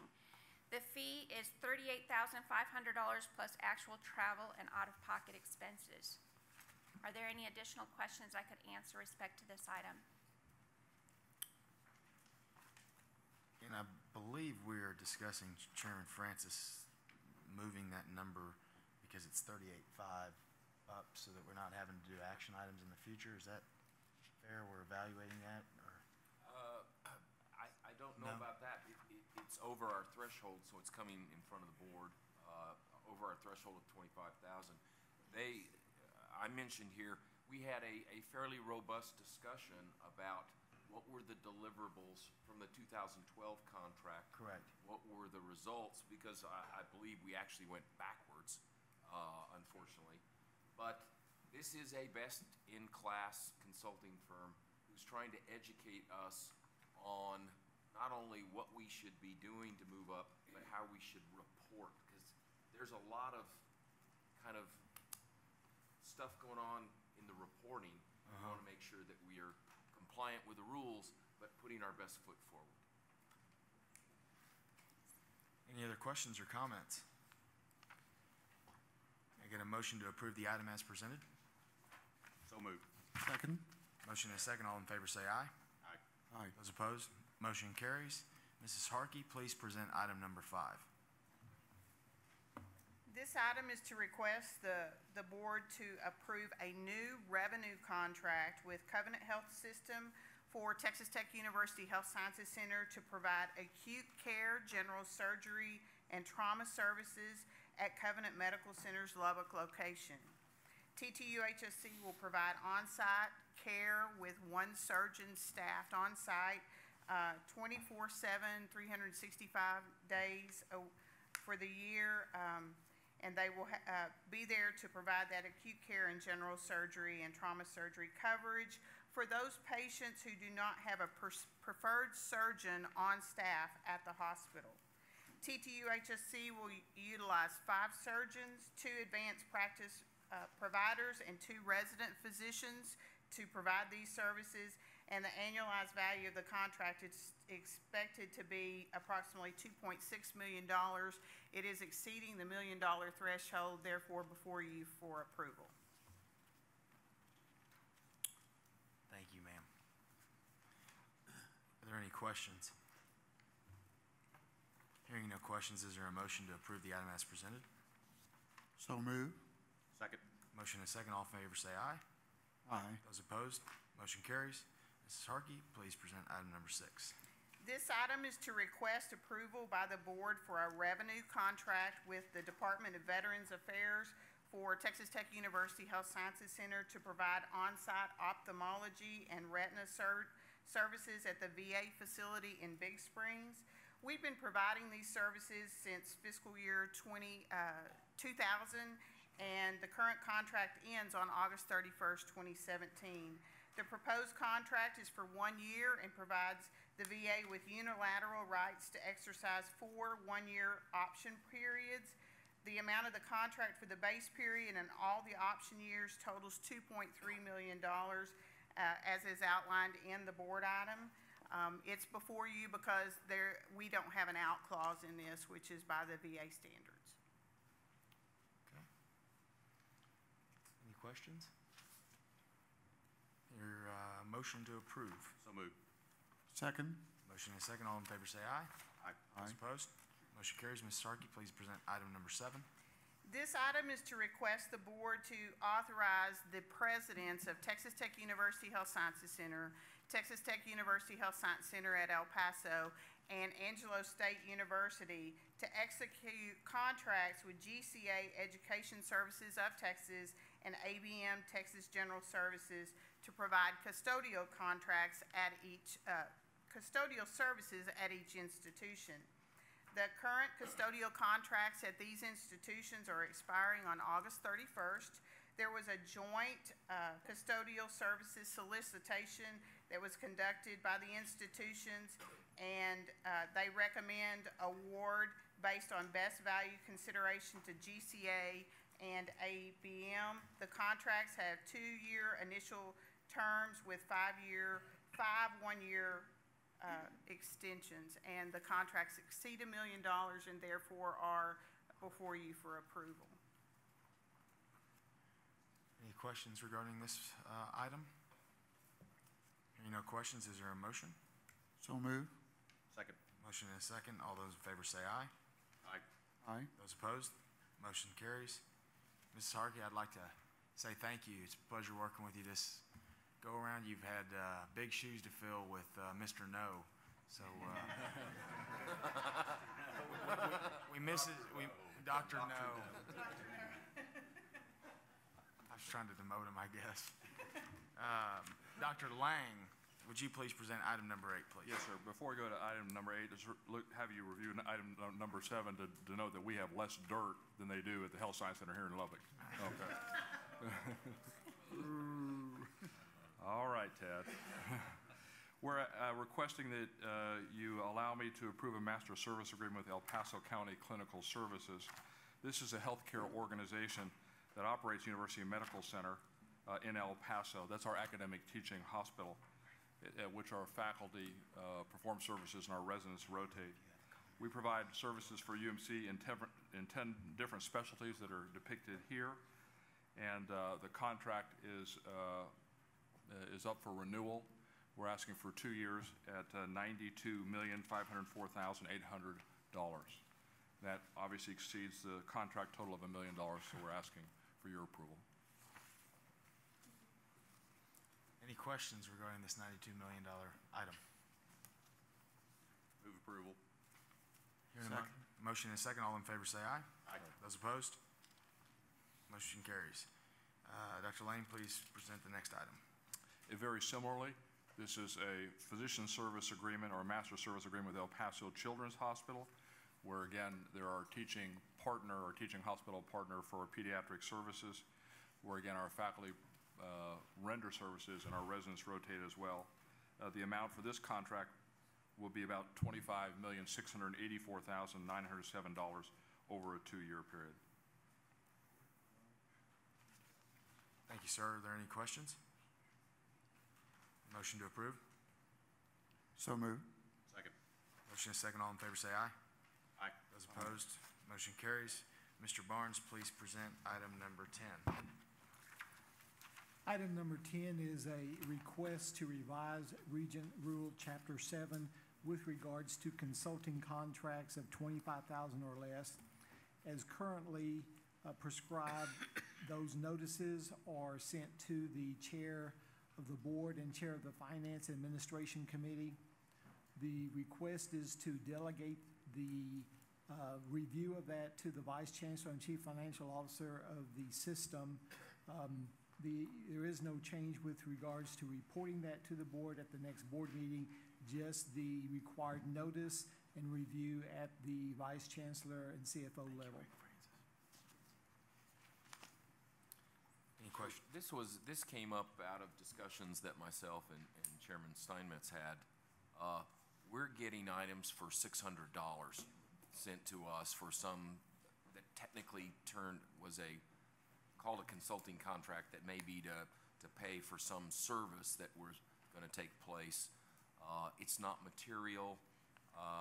After much discussion about making sure we had a robust check and balance system so that someone could not sign a $10,000 contract and keep renewing that every month to get around the $25,000 minimum.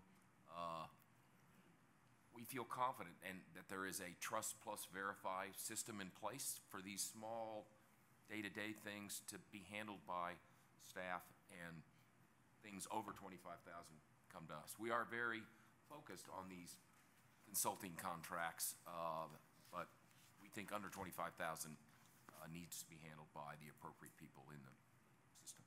So if we fail to approve this, you'll continue to get that? Yeah. It's just a thought. You know, all those years Brunges was here, we just didn't trust him, and now Mr. Barnes is here, and we have all this level. Is there any further questions? Move approval. Second. Motion is second. All in favor say aye. Aye. Those opposed? Motion carries. Mr. Barnes, please present the final item, number 11.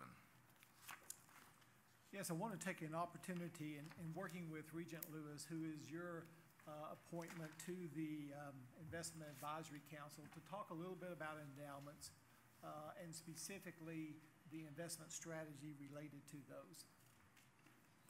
I think that it's important to know that endowment funds are very unique. They're not for operations. They are long-term unique gifts given by donors. The purpose of those is to produce earnings. And then it is our obligation to fulfill the philanthropic goals of those individual donors. So there is a different investment strategy for the investments of endowment funds. The endowment funds benefit both current and future generations. So their gifts to support the aspect of the university are in perpetuity, as specified by the donor. So there is a different investment strategy to fill those requirements.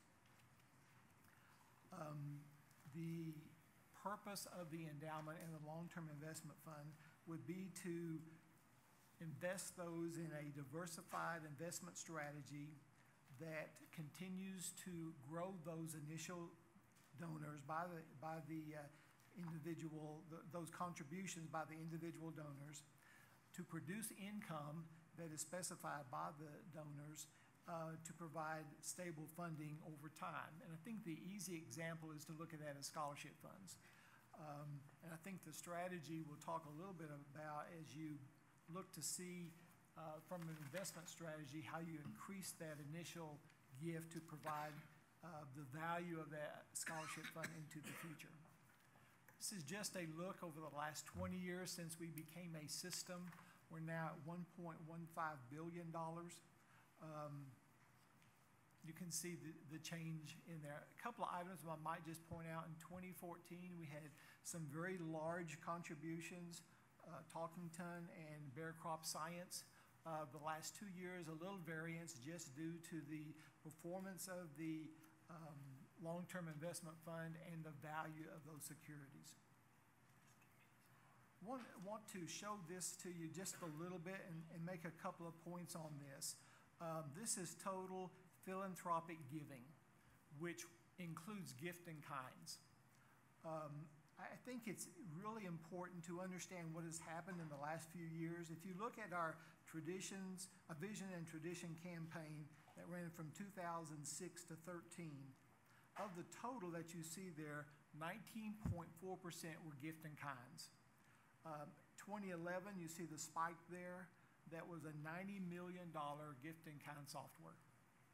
But if you look at the cash and the gift in kinds compared to the post-campaign period from 2014 through our last fiscal year, 2016, only 1.5% of those dollars represent gift in kinds. And I believe that is less than $1 million for 16. So a significant shift in actual cash to the endowment funds.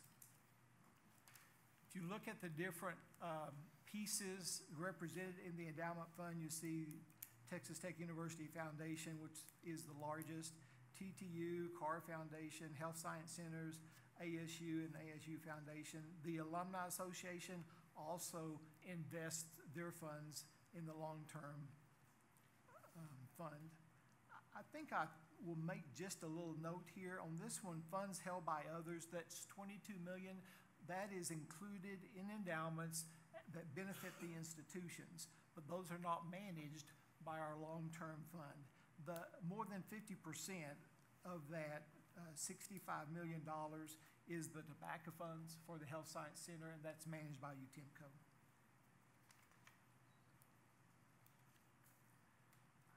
Looking at the components who benefit from the endowments, you can see Texas Tech is the largest at 59%, and the other institutions listed there.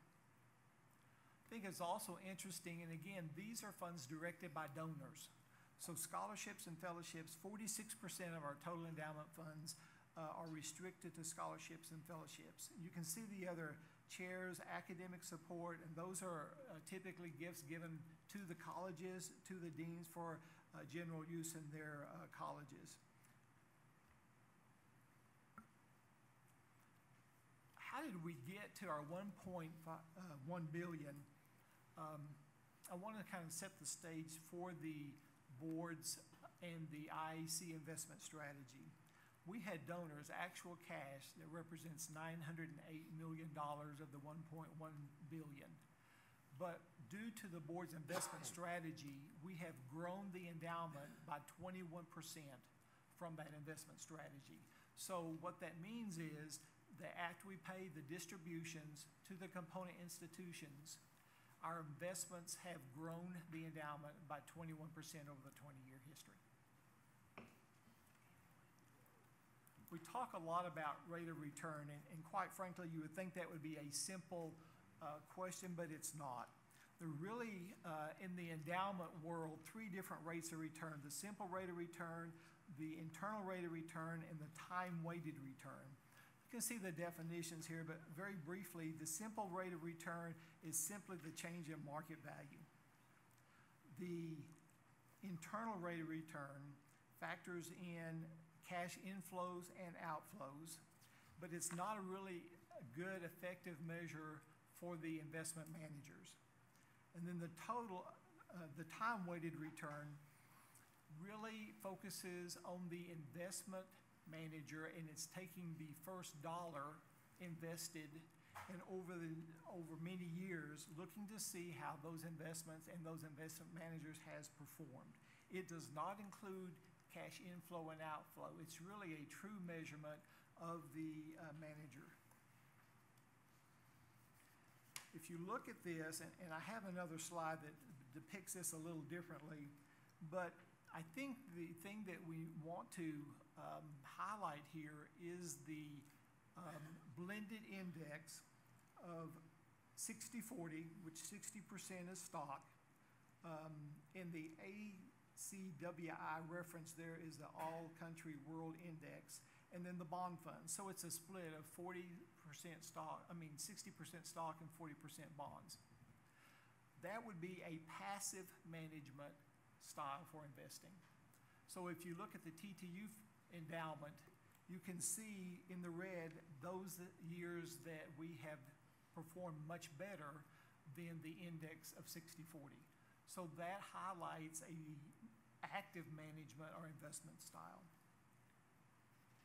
One unique thing about the endowment funds is that I've talked to others that this is the gift that keeps on giving. So this past fiscal year, we paid out to the institutions more than $51 million. And I think it's pretty important to note at the bottom left, $556 million have been paid to the institutions from the endowment fund since its inception 20 years ago. Again, when you look at the beneficiary of the earnings and the payouts, you can see the different institutions and how they participate in the endowment funds. Moving forward just a little bit to the investment strategy, again, I'm focusing on the investment strategy that allowed us to add $242 million to the endowments.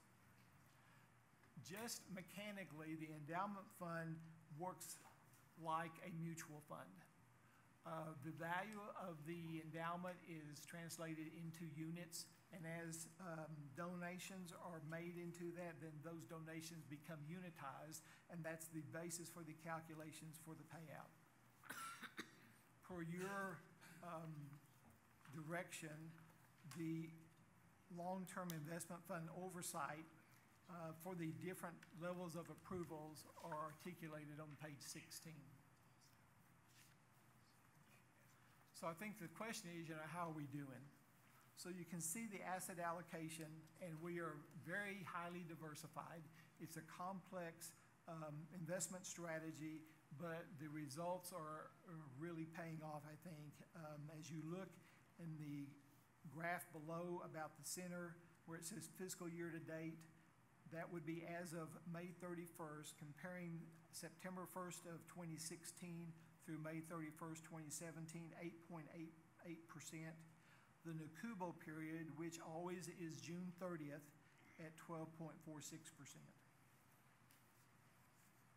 Again, when we look at active management versus passive management, these are some of the indexes that we compare ourselves to. If you look at the black line, that is CPI plus 5%. The idea would be that we would be able to provide a hedge against inflation and pay out our 4.5% payout rate.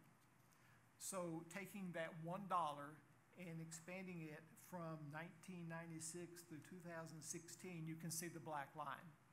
The green line is the IC and the board policy with regards to our investment strategy, and the red line is actually how we have performed. So again, if you took just a very passive management, you would see the black line, but we have outperformed based on the current asset allocations and the approved investment strategy. Again, when you look at how we have performed our peers, and this is the last data that we have nationwide, which is from Nakubo as of 6/30/2016, we continue to improve with regards to our peer institutions' investment returns. I think this is more indicative of the latest conditions as of 12/31/2016. This is a report compiled by the Cambridge report, of which 47 public institution endowment funds reported. You can see that we are in the top quartile and sometimes in the top 5% of recent returns. Any questions? I was somewhat the catalyst for doing this. I've served on the Investment Advisory Committee for several years now, prior to becoming a regent. And my purpose in doing this, it's an ongoing project. There's a couple of slides that we're probably going to add to it. But I view it as an investor relations thing. And I think it's important to educate your institutional advancement people that are going out and soliciting donations. They need to understand the entity in which they're raising money for. And so that is a matter of educating them to be able to answer questions to what I call our investors, which are our donors. Those are the people that have a vested interest also in our endowment and knowing in a straightforward manner what are your returns, relative returns, actual returns, as well as how is it managed and why is it managed. And then not only that, but as a matter of policy, the Board of Regents is charged with, as you can see in here, oversight for the endowment, the long-term investment fund as well. So it's a matter of educating the members of the Board of Regents. And this is an ongoing process. It's not to be just a trite thing that we thought of, but I would like to see it just as a matter of policy and ongoing thought processes, not just to hear an economic speech and hear a couple of returns and everything's cut down to that. I wanted to do it in a greater scope of things as to gets back to the students. Who are we benefiting? We're benefiting students with long-term scholarships, with long-term returns and cash, which institutions are benefiting, and how is that balanced out? So it's just a matter of overall education on $1,150,000,000. I've got a quick question. Gary, is the MPIP reserves just part of the same pie with this? I'm sorry, is it what? The MPIP reserves. Yes. That's all part of. And really, there's two pieces to that based on our actuarial recommendation. About half of the MPIP, and let me be sure what that is. That is the medical premium insurance plan. Correct. different than the faculty practice plan, because those things are confusing sometimes. The actuary suggested no more than 50% of that balance be placed in long-term, and the rest of it's in the short-term. So it is a little different strategy. It is very much a Okay, different gotcha. strategy. Thank you. That helps. And just to make it clear, that 50-50 split is in the assets of the self-insurance plan. Is what we're talking about. Right. Yeah. So that self-insurance plan is invested more conservatively, I guess you would say, than the other parts of the long-term investment fund. Thanks. Isn't it more of a liquidity issue than it is a conservative versus aggressive? Absolutely, because you do have claims on those as different problems come up, different situations come up, and that's what the actuary says, that we need to be able to have those much more liquidity. I'd like to expand a little bit on Regent Lewis's comments, because in our history, we've seen the highs and lows. We just probably 5 years ago, we were operating in the bottom quartile. And from an investment return standpoint, sometimes, relatively speaking, it's hard to judge. Because some years you could earn 8, 9, 10% and be in the bottom quartile because everybody else is earning 12, 13, 14. Or some years you could lose 2% and you're in the top quartile because everybody else lost 10. So it's all a relative thing. So we really began to focus on how do we perform on a benchmark relative to the peer universities across the nation who are competing for those philanthropic dollars, so that we can look a donor in the eye and tell them, if you give your money today, we will use that money and invest it in the top quartile of universities across the nation, and in some cases in the top 5%. And so I want to commend the IAC, Tim Barrett. I mean, a lot of tough decisions were made. We had to relocate that office out of Lubbock down to Austin to increase the opportunity to hire top professionals. And with a lot of, they've really changed their process of interviewing and selecting people for the IAC. And I think the results are evident here, that we can be very proud of what's taking place, because it is not a 60-40, your grandmother's investment scheme anymore. It is very sophisticated with a lot of thoughtful and monitored derivatives that enhance the returns. And again, there was a lot of angst and anxiety as we moved to a more sophisticated model, which was required. As we crossed the $1 billion threshold, we began competing with the Harvards and the UTs, and a group of peer institutions was much more sophisticated than what we were in the below $1 billion category. And so I'm very proud of the team we have in place, and Chancellor and our institutional advancement people. When you go out to call on someone and ask them to give money to our university, they can be confident that it's going to be invested wisely and get a very good return. Thank you. Great comment. I have just one comment, and I totally agree.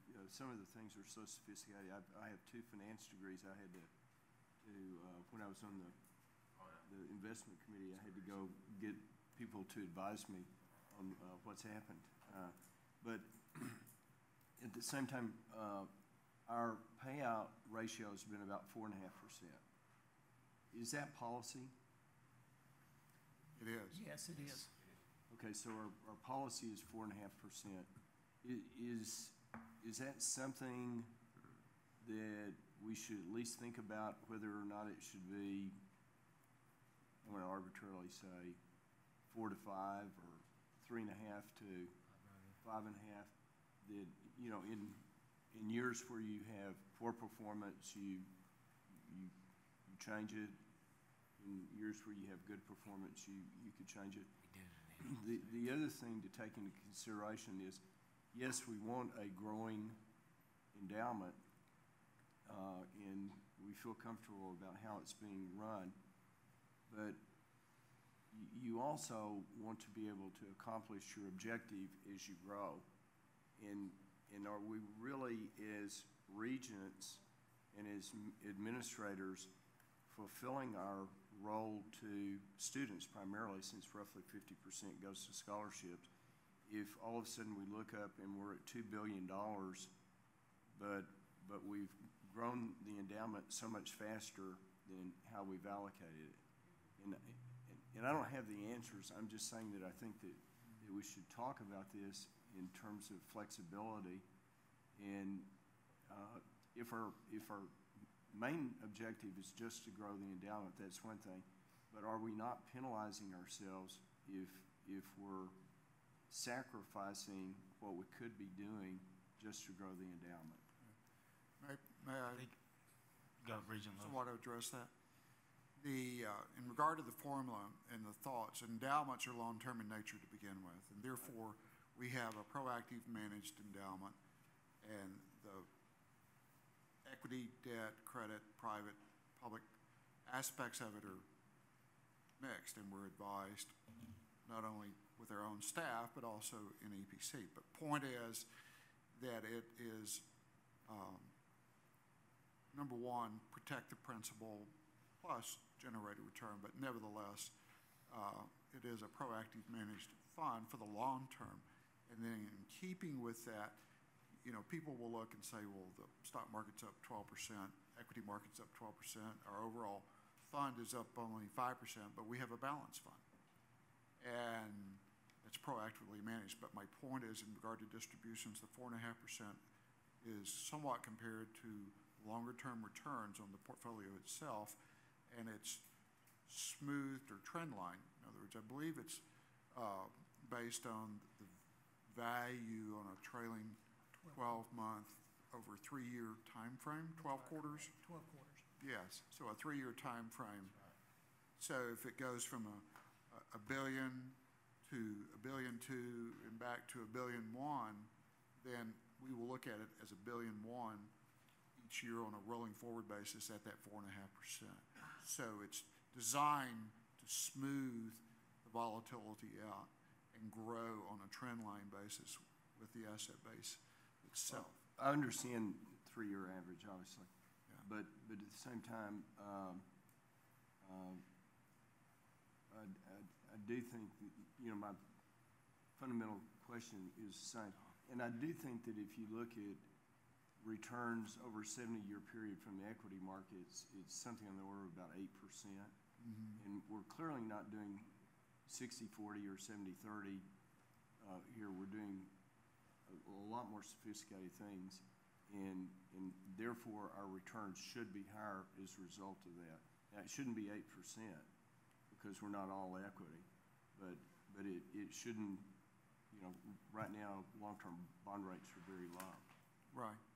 Well, the world is awash in cash and looking for yield, and yields are depressed and risk is somewhat distorted because of that.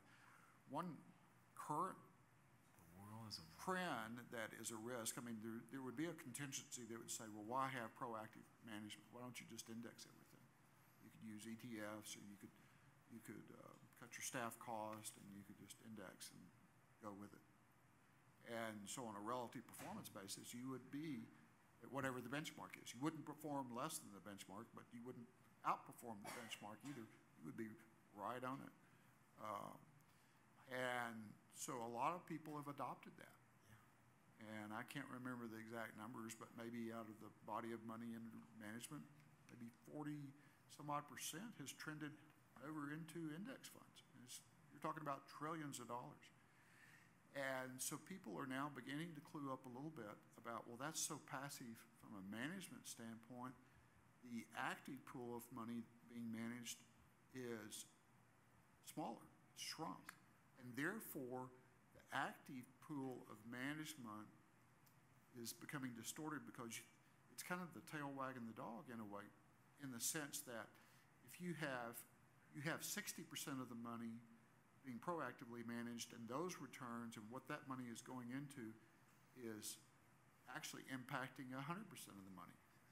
So you're beginning to get a minority of active managers influencing the entire market because so much of it is in and of itself indexed. And it's it's creating a risk. I mean, how does, the risk is that if something goes afoul on the actively managed funds, you could get a herd mentality on the passive money, because it's, whatever the active people are doing is going to be impacting the passive. Well, we're actively managed, we only should be measured against the actively Managed, and we are, and that's what the NACUBA indices clearly are. that was a trend. The index funds have underperformed the actively managed funds, and fortunately, we recognize that. Yeah. We could call a subcommittee over lunch and talk about this a little bit further. That's okay. My barber says. Regent Lewis, I greatly appreciate you proactively bringing this to us, as I know each of the members of the board does. Mr. Barnes, thank you for preparing this. Again, I know this takes a lot of time. And Mr. Chairman, this concludes the Finance and Administration Committee. Thank you, Chairman Steinmetz. We're going to take a break for lunch, and we will be back at 1:15. Thank you, Mr. Chairman.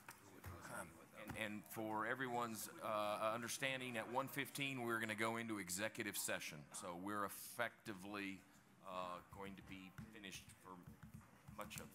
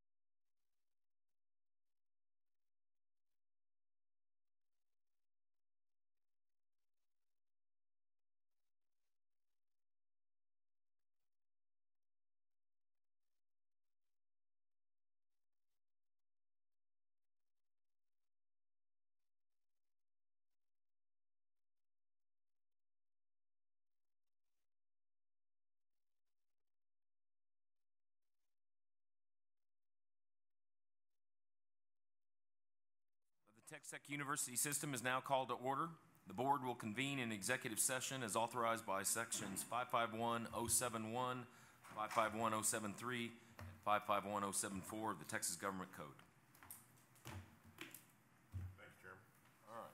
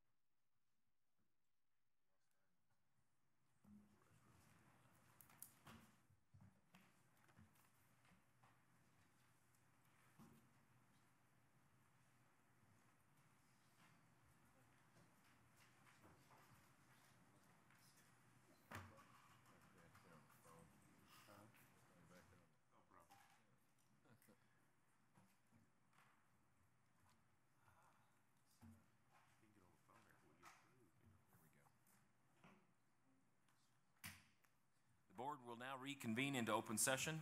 Regent Lancaster, please present the motions regarding items discussed in executive session.